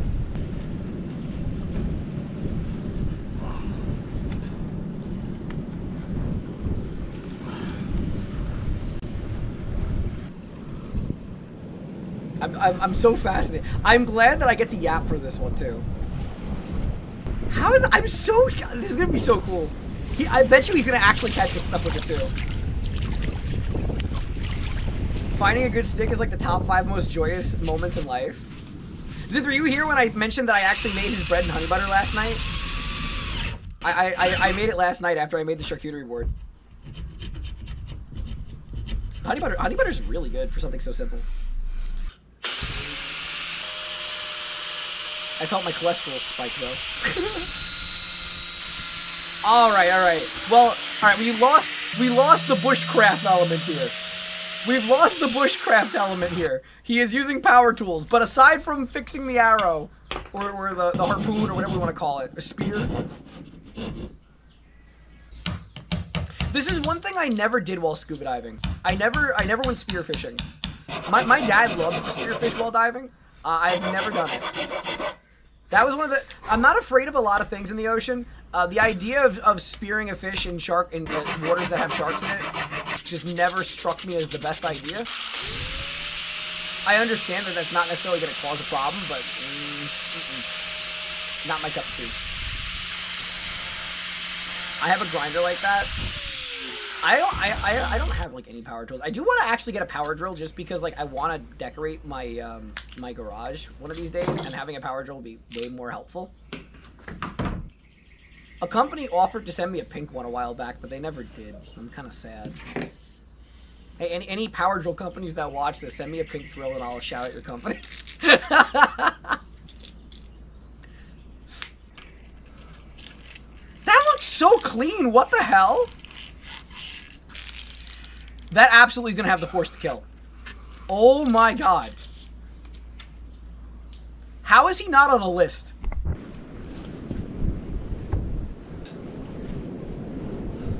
Oh yeah, no, sharks always have first dibs. But like I've done dives in feeding frenzies of sharks where like you go down in chainmail and you feed a bunch of reef sharks, or like the instructor will feed a bunch of reef sharks and you're there and they bump into you, and even that's intimidating. It's cool, but it is intimidating.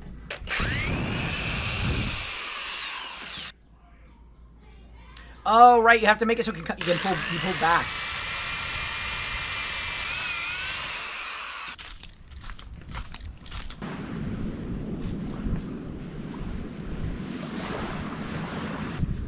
I love that he even takes the time to put seed oil on it to make sure that he seals the wood. That looks so good. He hasn't said a word in this entire video.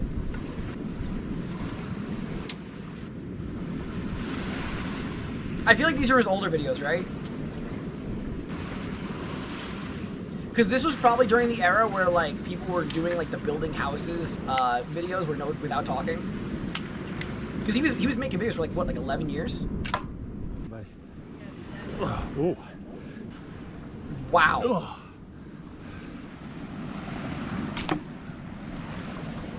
Yeah, that's pretty strong. Well, it took all day, but I did it. Oh, he's talking. I built a spear gun from scratch. It's so cool. Now, last night I went and added a little bit of rubber, and that gives me just a little bit of tension so that I can wrap the string around the end of the shaft and keep it pinned to the spear gun. Oh, very cool. Very cool. You can see like that, it just wraps around the end of the spear, keeps it strapped to the gun. Again, I constantly think like that he lives the now peak male see fantasy if for we you can get a guys. fish with it.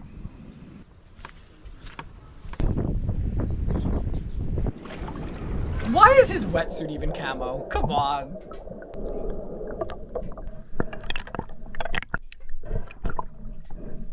Oh, this makes me miss diving. I want to go diving again. I haven't done it in so long.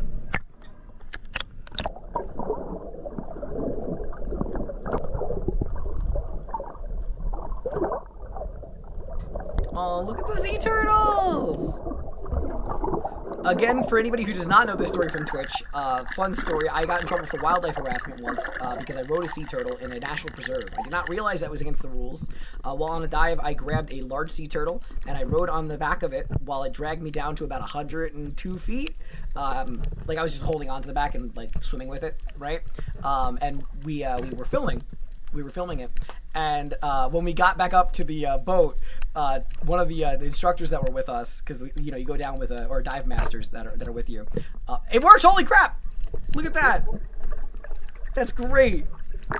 But yeah, one of the dive instructors said if I ever do something like that again on any of these dives, he was gonna rip my license up.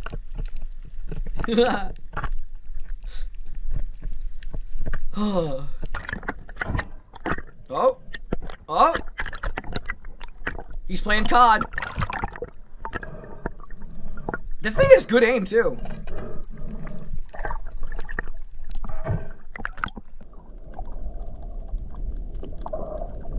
coal are one of my favorite fish to eat. Oh, okay. Pop off. Pop off, King. No, he would never shoot a turtle. I don't think he would ever shoot a turtle. The line broke in 2 places. So you're just gonna just free shoot now? Or you're gonna restring it?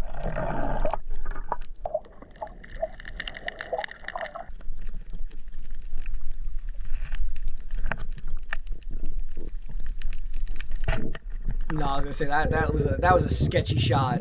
That was a sketchy shot. Like, props to him because he's doing this while he's holding his breath with one arm. Oh, the gun wouldn't fire. No! No! And it went off center too at the end there. Oh. Well, I did this when I was very young, Falcon. I would never do it in today's world. I did that when I was like 15. It was a very, very cool experience, but I would not do it again. But yeah, I've told a lot of dive stories to my community before. That's gonna hit. That's gonna hit. That's such a clean shot. It's not firing. No! Oh my god, it like edges you! Oh my god. Ah, it's offset. Oh, this gun's done. You got 2 fish with it. Is he gonna get a 3rd?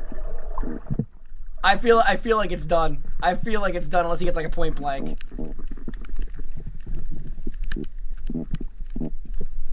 Alright. Take your spear gun and carefully aim, and soon you'll master this exciting game. Come on, get the shot. Come on, Luke. We're all watching you.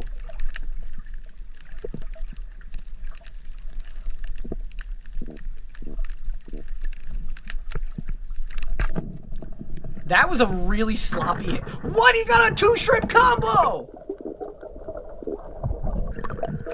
Oh my god!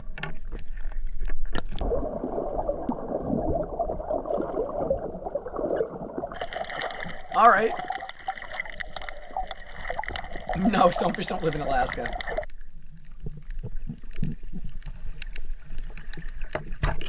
That was, ooh. That sucks because that was a clean shot too.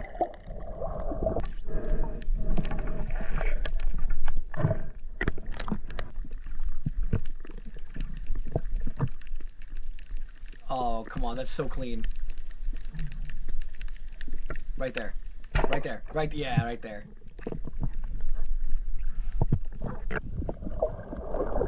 He's getting lots of the tangs.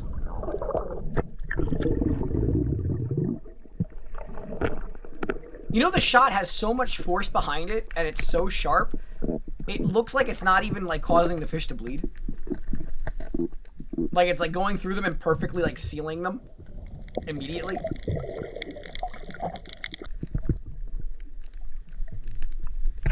Oh? That might have hit.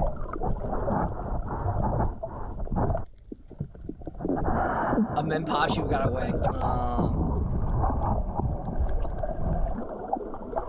Turtle.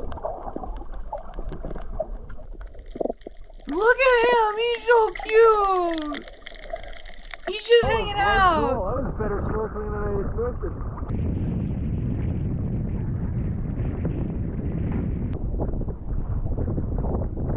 So what do you end up with, like 5 fish? This is a 9-9, a type of surgeon fish. And you can see they call them surgeon fish because they have these little sharp scalpels on their tails. You gotta cut those off.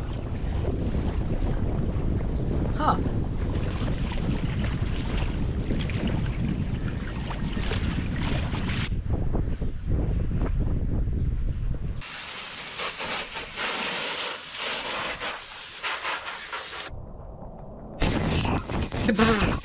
We're back at the house and we're gonna cook up those fish that I shot. Oh, we're gonna see some cooking time. Like.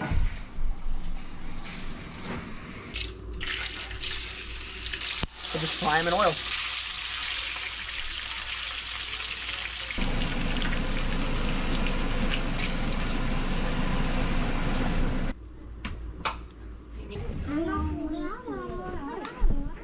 What else is that thing big? What do you want, Jake? Little tiny fish. All right, it's yours. But this one. Oh, there you go. Little fillet. All right, we got this little nai here. I like nai. It tastes a lot like kole. It was the first fish I ever shot and ate in Hawaii was a nai. Wait, are they in Hawaii? I think you said they were in... And these little fried fish, the tails are also really good. You know, I should know better. Well, that was some good... I should know better. Why on earth did I believe Penn? Why did I believe Penn? There's palm trees. This is not in Alaska. He's on vacation. I'm an idiot, and the comments are going to destroy me. Oh, my God. Penn, why did you say he was in Alaska? I'm like thinking to myself, I'm like, none of this seems tropic. I'm like, why is he in the tropics of Alaska? What is this? Oh my God. Food, and I hope you guys enjoyed this video. If you want to see more build projects from the Outdoor Boys YouTube channel, check out our build projects video. And if you want to see this travel adventure, check out our travel adventure playlist and check out... No, I thought that I really believed it was Alaska. I mean, I just kind of went with it. I just kind of went with it. Oh my, I hate everybody. Out our 10-day Kauai fishing adventure, and I'll put a link to that video in the video description below as well. Thanks for watching. I was joking with the Alaskan tropics. Every Saturday morning. Get subscribe now, Dick. If you like this video, don't forget to check out the Outdoor Boys YouTube channel where we have hundreds of videos just like this. And don't forget to click subscribe. I know Alaska has the rainforest, but like I know that Alaska, okay, I'll explain at the very end of this, all right? I'll explain at the very end of this. And I'll leave it in the video too. Okay. So, my logic is this, right? I didn't want to look like an idiot. Because when you said it, I'm like, I don't think this is Alaska. I'm like, and then Warboss is like, you know, it has to be summer sometimes. I'm like, I guess. And I'm like thinking to myself, I'm like, why are there sea turtles? There shouldn't be sea turtles. And I'm like, I don't want to sound like a complete idiot and be like, man, this is definitely not Alaska. And then it ends up being it at the end just because on the off chance that I was wrong. And then I end up looking like an idiot anyway because Penn's a jackass. All right, well, that was fun. That was a good video.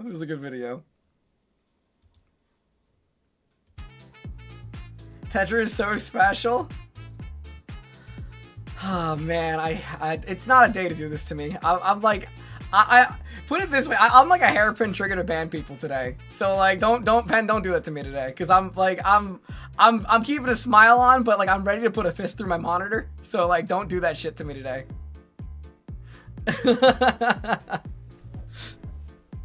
Milo now? Probably Milo, yeah. It's called trust. Yeah, it was literally just trust. I didn't think of it as anything other than that. It's fine. It's fine. Okay. Next one will be a Miniminuteman compilation. All right, let's get it ready. You might have seen. All right, this is a debunk compilation. Let me get it ready to go.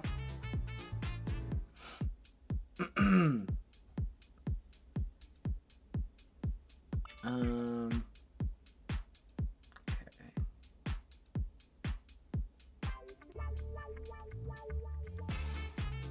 Get ready. All right, let's go. We have. Well, like, you have to understand, man, you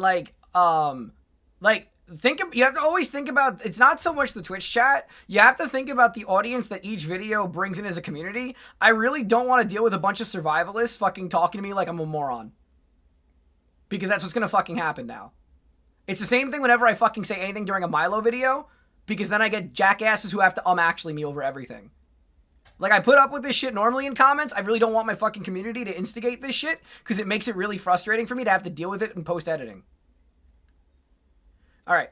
All right, this time we have another Milo video. It's a debunking one. It is debunking compilation 2. Actually, no, I think Penn made these compilations, so I'm not gonna call it that. All right, we are gonna be watching a Milo debunk compilation of his shorts. I know the first one was a little bit unhinged. Let's see if I can keep my brain cells going. So, yeah, let's go. You might have seen this post about archaeologists discovering a 1,000-year-old canoe in a lake in North Carolina. It's a pretty unbelievable story, but the thing that's even more unbelievable is that this isn't even the goddamn canoe. Oh. This is what the Lake Waccamaw canoe actually looks like. Okay, and makes more sense. Is an AI-generated image. Why is this carving asymmetrical? Why are there 2x4s in it? What is that rope supposed to be doing? It's a really convincing image, and I don't even know if I would have spotted it if I didn't know what the actual thing looked like. The worst part is that the majority of posts talking about this are using AI-generated images. Here's another one with the same image. Here's the same image from a less convincing model. And here's this one.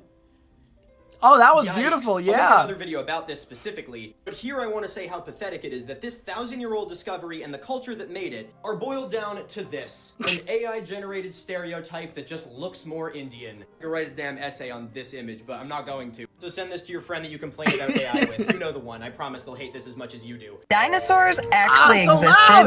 Wouldn't their bones be everywhere? Really? We're doing dinosaur denialism? What is it, like 1830? Everyone and their mother's Oh my been God. in this dumbass video, so I guess I have to talk about it. But our critical thinking Why is her skills audio to so the loud? test this morning. Oh my God. One thing you didn't do this morning, and that is open Google even once. You could have educated yourself, used critical thinking even, but you didn't, and now you have to deal with me. Why don't we all find dinosaur bones in our backyard? Jesus, this question could be answered by a dinosaur-obsessed toddler. I am from New England. Bedrock of New England is granite. Intrusive igneous rock, meaning that it has a volcanic origin. Now, not only was most of the granite in New England deposited before dinosaurs existed, but you can't have fossils in igneous rock. For the most part, dinosaur fossils can only occur in sedimentary rock. This is a map of dinosaur fossils in the US. Unless you live here, forget about finding dinosaur fossils in your yard. And even if you did, you'd have to dig pretty deep to do it. 60 seconds is up, but I've only covered one of your points. I'm not done with you yet. I love a good clickbait science post as much as the next guy.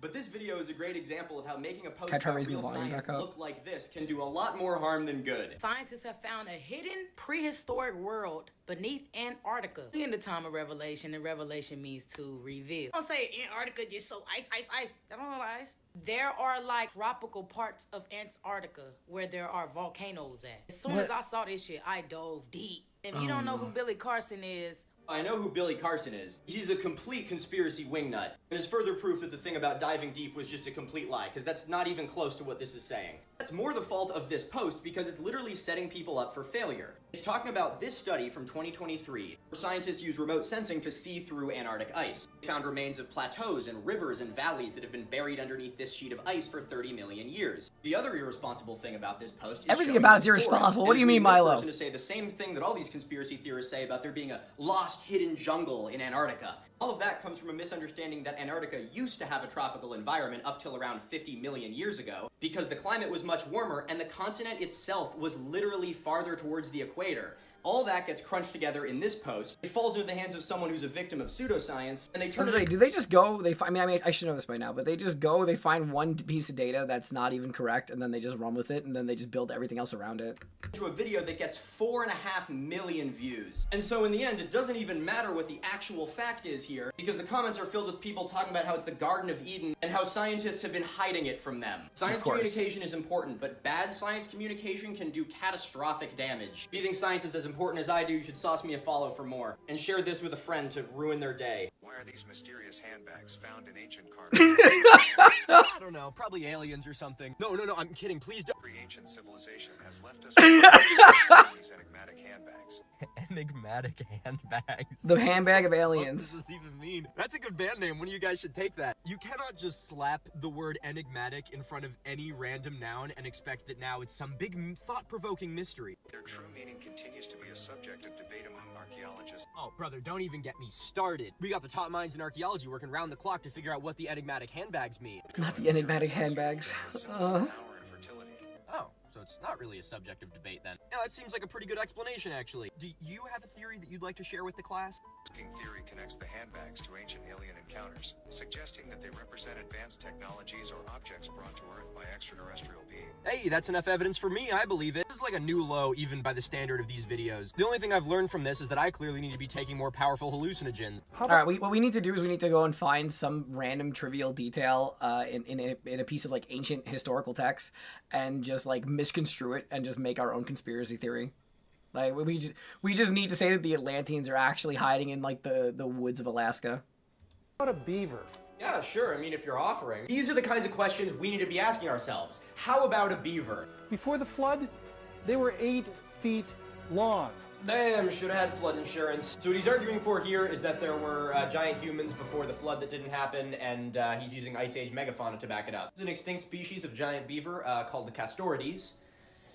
Castorides, it's not an ancestor of the North American beaver. They both lived at the same time. This is like a distant cousin. But it went extinct at the end of the Ice Age with all the other megafauna. Huge L for North America. Let's see how he ties this to humans other than this. Like monkeys. You like a 10-foot monkey? Oh god, keep your 10-foot monkey away from me. So this is a fossil from Gigantopithecus. If you want to call that an extinct species of giant human, go for it, I guess. But here's the difference. It shows this beaver skull and implies that this is the direct ancestor of the modern smaller beaver, which it isn't, but go off. So the reason you show this extinct monkey is because you don't have any giant human fossils to point at. Because, and I want you to write this part down, we have no modern evidence of them existing. The most proof I've ever seen that the Illuminati actually exists. Well, I'm on the edge of my goddamn seat. Let's hear about it. I know you know. Why are all these goddamn conspiracy videos so loud? That was the most convincing evidence you've ever seen. Holy was Andrew crap. Garfield making a joke. If you don't believe in radioactive spiders yet, I got some more Andrew Garfield content that's gonna blow your fucking mind. I really don't understand how people like this think that they have their third eye open and the rest of us are just asleep. I know I've said this before in another video, but you don't have to make up an invisible shadow government to be mad at. You can just be mad at the actual government. Yeah, fair. You wanna know who it benefits the most to have you distracted talking about this shit? The actual government. Yep. Take the infamous Roswell crash, for example. The UFO that crashed in Roswell was a... I'm just gonna say this here because the Milo fans will probably understand this. The aliens are being used right now for this exact purpose. Prototype U.S. military reconnaissance aircraft that Absolute was intended for distraction development tactics. to spy on the Russians. But when everyone started to get their panties in a twist about it being a UFO, the U.S. government started to feed into it so no one would notice that it was them that did it. Conspiracy theorists love to act like they are 2 steps ahead of everyone when in reality they're being played like a fucking fiddle. And how the Nazca people... The word "the" appears in approximately 28,269 times in the King James Bible. Coincidence? I think not. You got me. That's so true. So true. were able to create them without any guidance from above. Just still don't know how Chris from down the street was able to draw this without any guidance from above. The Nazca line theories just crack me up. We got people telling you that the most likely explanation for how these were made was air travel or aliens. If you do believe that, join me in putting on your critical thinking caps for a second. Because I got a hat right here. Have you ever done Putting it on. like a scale drawing? You know, like 1 inch equals 1 foot, that kind Got of my thing. beanie on. Because the only lost technology that you need to turn this from a sketch in the sand to the size that it is now is unit conversion. Or were the ancient people just too stupid to figure that one out? They didn't know how to do unit conversion, but they knew how to make airplanes. Give me a fucking break. The plane wouldn't even be that helpful here. Yeah, a little to the left. You can get straight lines and circles by having a rope with just sticks hammered into the ground. These conspiracies undermine how truly sophisticated ancient people were. By saying they needed modern technology, it trivializes the incredible feats they were able to achieve with the technology that they did have. Giants are real, and I'm gonna show you exactly why. It's always the guy with the backwards baseball cap talking about this goofy shit. How's it going? My name's Vinny Santoro. I got a bachelor's of business from UMass Lowell. No hard feelings. I know a paisan when I see one. I just gotta give you a hard time. Oh my god! You should start teaching critical thinking at UMass Lowell. The time when there was more oxygen Oh was my 200 million God. years ago, and the only thing that got bigger was insects. If Jimmy's this not was a tree, the paisan. branches would be in like the goddamn troposphere. Does that make any sense? Oh, he's got the gabagool. In the Bible, Right, but wait till you hear this. This book is called The Phantom Toll Booth, and in it there's a dog with a clock in it. Liberal media wants you to think this doesn't exist, but it literally says it right there in the book. the Smithsonian, they had their fingers in all of these reports. I love how many conspiracy theorists cite the whole Smithsonian destroyed giant skeletons plan literally originated in 2014 on a satire website. It was literally like The Onion. So you'll get these videos of these conspiracy theorists who are like, yeah, I have my third eye open, I read between the lines, and their source is like fucking clickhole. Pyramids were built with sound.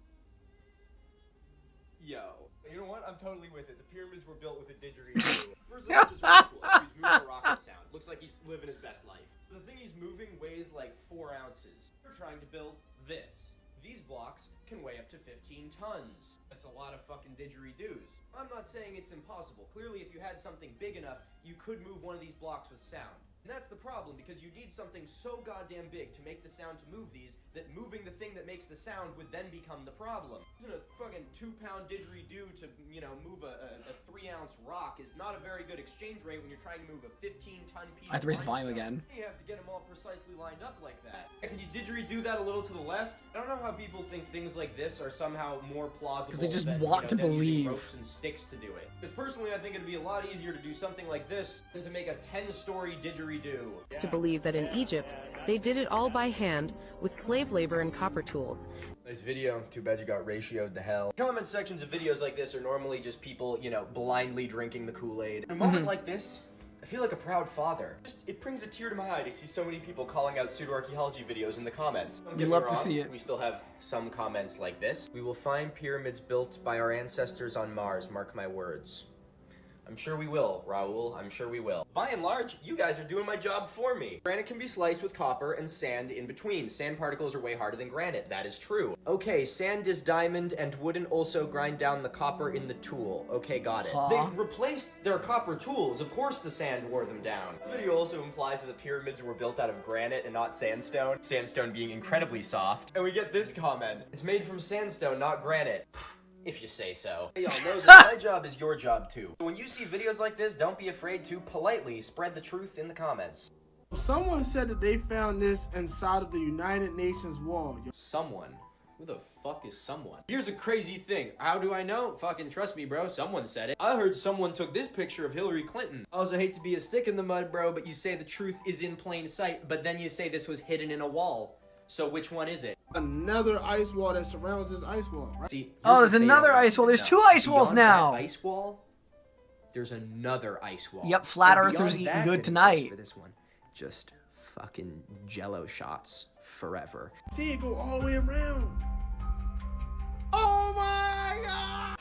I love the enthusiasm. You guys don't need me to tell you that this is fucking complete bullshit. But what the real takeaway is here is this is a fucking failure of this country's education system. Real truth in plain sight. You ready for this shit? They're gonna defund the Department of Education. This is the fucking bar, and they were like, okay, how can we make people more stupid? We are completely fucked. Nope, this is not fake. Man, I never said anything about it being fake, but you did jump to defend yourself suspiciously quick. It's like seeing a cop walking on the street and yelling, I have not killed anybody. Experts announced a shocking, unearthly discovery that Antarctica has been found with a huge pyramid. There was once a time where I was naive enough to believe that the pop conspiracy TikTokers would have finally stopped talking about this stupid Antarctica pyramid conspiracy. That time was about 30 minutes ago, and I was wrong. Go ahead, tell us more, guy who says things that aren't fake.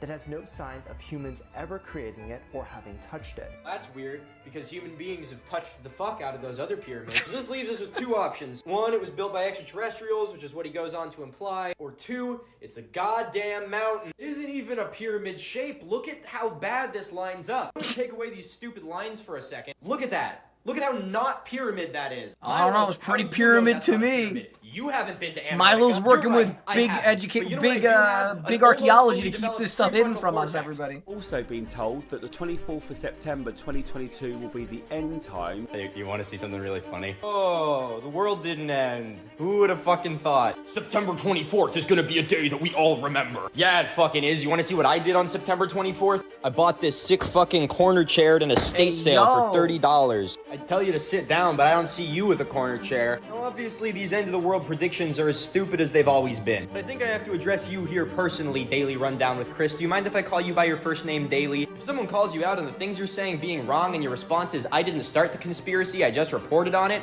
it kind of makes it look like you don't have a spine. This isn't my fault, I was just following orders. You're also right that you can't help if it made national news, but you can control what you report on.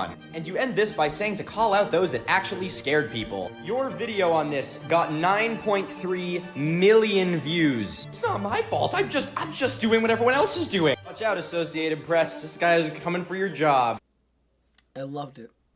And by saying I love it, I lost some brain cells, but I always love Milo. So that was a thing. All right. Let me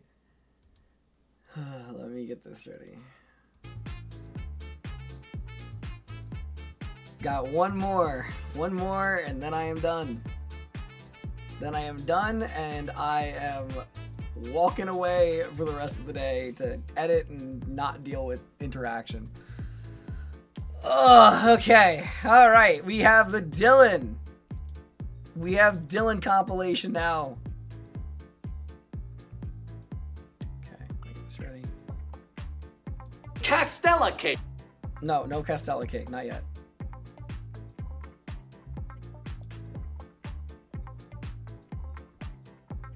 Okay, music is off. Let me do this. Okay, I'm gonna record for this one too, so I can have this one ready for tonight. Let's do this. All right, to wrap up for the day, we have some more Dylan. This is from the mix compilation, so we can get some good, we can get some bad, we can get some ugly, we can get some beautiful. So we'll see, we'll see. I'm sure we'll get some innuendos though. Marzipan's good though. Oh, this is the last one. A Castella cake from 1980. Now this recipe came to Flushing, Queens from Taiwan. I was also disappointed to learn that Flushing, Queens is a place in New York and not a show about plumbers. Flushing is wonderful. It's wonderful. And drag. Start with eggs, which answers the question of who came first. Normally the guy. 7 yolks, 7 whites. These are fresh eggies from the business end of the chicken. A lot of innuendos. We're For the going off yolks, we hard. add Oh a my half cup god. of oil, half cup of mood juice, a bit of vanilla or almond extract, and a cup of flour, or cake flour if you're pretentious. I'm joking, there is a difference, the pretentiousness. And we whisk this all together, which is very odd. Ooh, looks like mustard. When it comes to beating egg whites, typically we like things stiff. It's no fun pushing. Do not start with the fake places in New York, Strider. Flushing has the best Asian food like on the East Coast. Rope. But here we only beat the soft peaks with a half cup of sugar and a pinch of salt. Then we combine. Ooh, oh boy. Into a 9-inch parchment slung square. Oh, it's wet. Finally into a 300-degree oven it's with a wet. preheated water bath. Come on. Roughly an hour, but check with a toothpick. Don't forget about my book. It's very good. No, I'm It is not a very good biased. Ooh, that looks yummy. Yeah. That's money. It is the most perfect pillow. Plain lovely. Charleston Chewies from 69. Ooh. Straight from the South Carolina low country, this recipe looks like a heart attack. First, we melt some butter. How much? A cup. Whole cup. Woo, you coming? Woo! What do y'all like in the South? Butter. Anything else? Butter. Okay. Butter. Is it just butter? 2 cups of brown sugar. Okay. 2 eggs. I mean, this is 2 gonna cups of taste flour, good. I mean, there's salt, so a much quarter garbage in teaspoon it. of It's gonna be fruit so powder. good. Tiny. Get it! Don't confuse this with the Charleston Chew, which is a candy bar for people with good taste. Nor is this the Charleston, which was a TikTok dance before TikTok. Ask your grandfather's grandfather about it. Actually, don't. You have to dig It's them the out. Fresh Prince of Bel-Air. What do you 2 cups mean? Pecans. I used to say pecans before I was bludgeoned with a shoe in New Orleans, Louisiana. I now say pecan. Into a 9x9. What? Too much. Rub flat. Rub? I don't want to rub anything. Whose grandma's out rubbing stuff? $3.50 for 45 minutes. Wow. Crispy on the outside. Looks Oh, to that's gonna be fudgy on so the good. inside. That's gonna be so good. That looks like a brownie on crack. Man in heaven. It's a cracking recipe is what this is. It's so good it's in danger of becoming my dinner. The Yeah, Benny that- wafers that's- of Charleston. Does you know about the Carolinas? Reports would indicate there are 2 of them. We focus today on the southern one. Start with a cup of Benny seeds. southern one. Now there's nuance here, but you can consider Benny seeds and sesame seeds interchangeable. Pop them in a skillet. Fire! We're gonna toast these for about 3 minutes. You want the nuttiness like in your face. Creaming together a half cup of butter with a cup and a quarter of brown sugar. Next is 1 egg. I still always wonder how he is able to maintain his absolute his absolute peak twinkiness that he has while making all of these confections. And a bit of vanilla. The dry ingredients include a cup of flour, a bit of salt, and for the floofers, a quarter teaspoon of baking soda. Combine. And the cooled seeds. You say, Dylan, are those cookies made of sesame seeds? You bet your bottom dollar. Next, you're gonna want your tiniest scoop. These wafers are as old as the hills and are thanks to the Gullah people of the Low Country encompassing South Carolina. Bake at 375 for about 8 to 10 minutes. These and other tales in baking across America. Now, you should be able to stack them, which means I've done something right. They're probably fine. Oh, fantastic. They're nutty, they're sweet, they're not, but they are. There really is something magical about these. No chance you're just eating one. I have made more just for me. A Charlotte Russe from 1927. Behold the dawn of refrigeration. Jiminy Cricket! Henceforth, the icebox requires no ice. Witchcraft! Instead, it is simply no box. We start by softening an ounce of gelatin in a half cup of cold water. One mustn't fear gelatin. Just work quickly and don't let it sense your dread. Now we scald 2 cups of moon juice. Fire! But it always feels the dread. With another half cup of sugar. Round and round. Temper. Then all together. Cooking until thick. Strain. Do you see this? This means I'm a professional. We gotta cool it before lining a loaf pan with fingers. What kind of fingers? Lady. Oh! Whose fingers these are, we'll never know. They might even be Charlotte's. Sorry, Charlotte. Okay. Finally, we whip a cup and a half of lady cream fingers with are some actually vanilla really bean. good. Fold. This is what we call a Bavarian cream. And then very carefully, to the French. Morning. Ooh. Yeah. Yeah, that one I'm sure is delicious. I'm just chuffed. It's stately. Look at it. It's You are perfect. stately. A cheat lemon pie from 79. So this pie says... This is, I'm feeling cheated here. I feel like everything here is good. We've not seen any bad recipes. Finished in 2 seconds. Something I think is quite impressive, yet other lovers find deeply unsatisfying. You can't win them all. Start with a can of sweetened condensed milk. Ooh. Then a whole can of thawed lemonade concentrate. You find these in the freezer section because they're frozen. Pour it in. Next. Not to pause again, but I think Minute Maid, the ones who always made the original ones who made the orange version of that, is not making it anymore. I think they said they're gonna stop making frozen orange juice. The acid is thickening. Fold in a tub of Cool Whip. Get it! Woo. Finally into 2 pre-made graham cracker crusts. Oh, yes. To the freezer. Don't worry, I'm not going to speak about my cookbook. Nope, not me. Good morning. By the way, this cost me $5. In this economy, $2.50 a pie ain't bad. Oh, look it. I bet it's good. Yeah, I was gonna say I bet it was good. Okay. This is out of the park. It's a frozen pie, but it's silky smooth. Oh. A chocolate syrup cake from 87. Now there's many uses for chocolate syrup in the kitchen and a few in the bedroom. But does it make a good cake? We begin with a half cup of... No, okay, I'm just gonna say this now. Food in bedroom, I know people like to romanticize it. No, it's sticky. It's not worth it. It's a mess. No, it's not. Don't bring food in the bedroom. No. Butter, creamed with a cup of sugar. 4 eggs, vanilla mix. And now for 1.5 cups of chocolate syrup. Seems excessive. It's a lot of syrup. That's Leave disgusting. It to the Americans. If it looks like oil, it must be good. Dry ingredients are 1.25 cups of flour and a half teaspoon of floof powder. Good. Ooh, it's actually quite a nice batter. We'll need a greased 9-inch. You heard me. It smells good. I mean, no, it's wrong. We bake at 325 for around an hour. Check yours with a toothpick. You know our book's out this month. Go look at it. Whoa! Grease your pan well. Mine almost stuck. The icing is just a cup of powdered sugar, adding syrup until thick. What kind of Yankee Doodle dandy shit? Why do you look good? Senseless. I'm going to hemorrhage. And he's gonna like it. I'll tell you what. That is a solid easy cake. Darn good idea. Cheers. Always the good crop tops. Delicacies from 1980. How did you know? I know all of the cottage cheese recipes. A cup of butter, 2 cups of cottage cheese. He's just sitting there eating cottage cheese in the background. No, is he eating yogurt? In the bowl? Hold on, let me check. Yes. Egg white. 1 what? 1 egg white. What? Eggies! Yeah! I always love seeing his quote-unquote Ready for 2 cups of brother. flour? On your go. Beat until it's elastic. Elastic? What does that mean? Like from Incredibles? Is it elastic? Definitely not. What did you say? It's forming unity? Yeah, it's Liam. I think we've done it. Look at that. Liam's really good for macro content. Rolling them thin. How many pieces? It says 10. I think we're gonna get 8. 8 sounds good enough. How can you cut 10 evenly? You can't. I don't know. Take our little pizza slices. Gotta roll. That actually looks kind of cool, though. Oh, look it! I can still see some curds. Butter the cottage cheese. They look pretty professional. They look. Besides a little curdy, they look great. $3.50 for 20 minutes. Don't you hate when you look a little curdy? Toasty. Very light. I was expecting it to be sweeter. There's 0 sugar. There's 0 sugar. That's what's messing me up. It's just kind of like creamy. A glaze is not optional. The glaze is not optional. It needs a glaze. Yes. Pretty good. Very good. Another recipe we gotta do.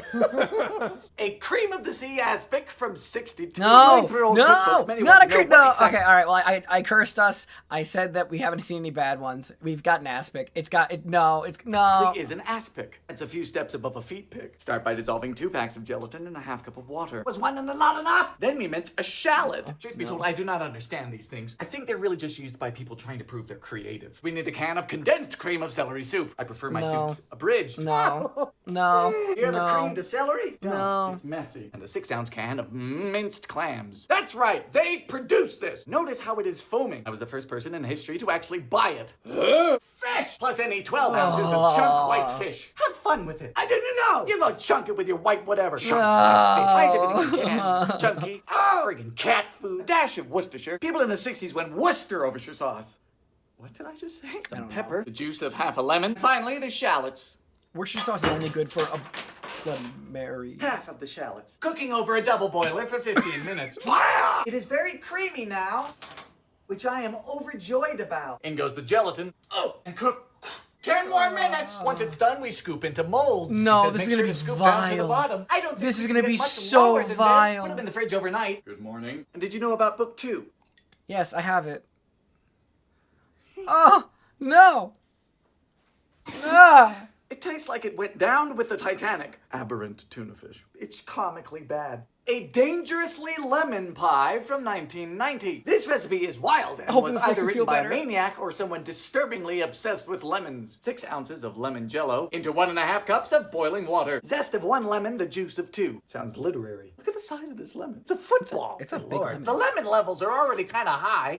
There's no seeds in this lemon. Whoa! We've gone too far. To the fridge! I know that there's cup a of company cream that genetically with a makes, half cup sells of lemons. lemonade powder.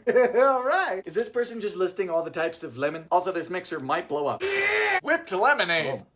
Okay, never mind. I'm kind of behind that. Folding in a cup of sour cream. You have me intrigued. Look at that. Fold in the lemon tincture. Oh, yeah. Finally, she says we need to chill it. She doesn't say to put it in anything. If it weren't for the title, this could be anything. She could drink it from a straw, you lemon lover. I've just used a graham cracker shell. Good night. Frank, it's literally 1 week until It's gonna baking be good. across America. It's gonna be good. Good morning. Come on. Oh. It's gonna be good. Tart desserts are always good. I mean, lemon. That's really good. It's quite summery. Heavy on the citrus. It's kind of bouncy. It does need a bit of salt. Deep fried cream eggs from '96. Yes, Easter is upon us, we'll which means conclude sweet on tunes are at a deep-fried fever cream pitch. eggs. However, I think this is going too far. All we do is make a batter of 3/4 cups of flour, half teaspoon of floof powder. How do you big pinch of Americanize salt. chocolate Plus eggs? a tablespoon of sugar and of vegetable oil. Finally, a half cup of mood juice and 1 egg beaten smooth. Now we fill a saucepan with about 2 inches of oil and get it hot. I'm using corn oil. Why? Because it's corn. Fire! It's corn, about yeah. 375 Fahrenheit. Almost as hot as my cookbook. So these have been in the fridge. Woo! First we dredge in a bit of plain flour, then batter, then fry. Carefully drop. Fry until golden brown. Surprisingly, this is not an American creation. They were born of chippies across the United Kingdom. Oh boy. Oh, it's not American. We can't be blamed. This is a victory. No, but it tastes good. Damn, no. No, we can't give the British credit. No, we can't give the British credit. No. No. No. We can't give the British credit. This will get to their head. This will let them think that this is a pass for beans on toast. No.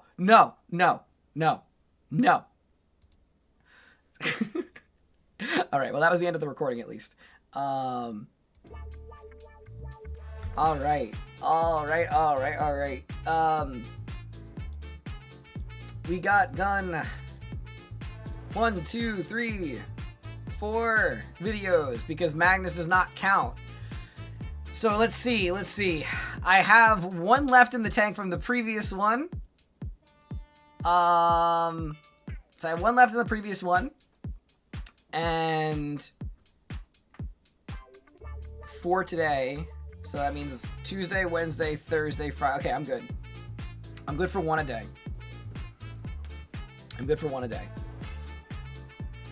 That is good enough for me.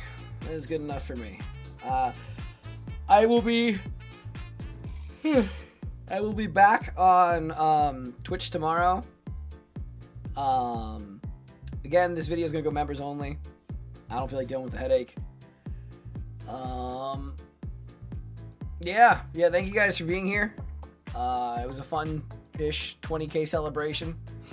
Love and appreciate you all. And I hope you guys have a wonderful rest of your day. And I will see you on Twitch tomorrow. Okay? Take it easy. Bye. Stay safe. Yada, yada, yada. Bye.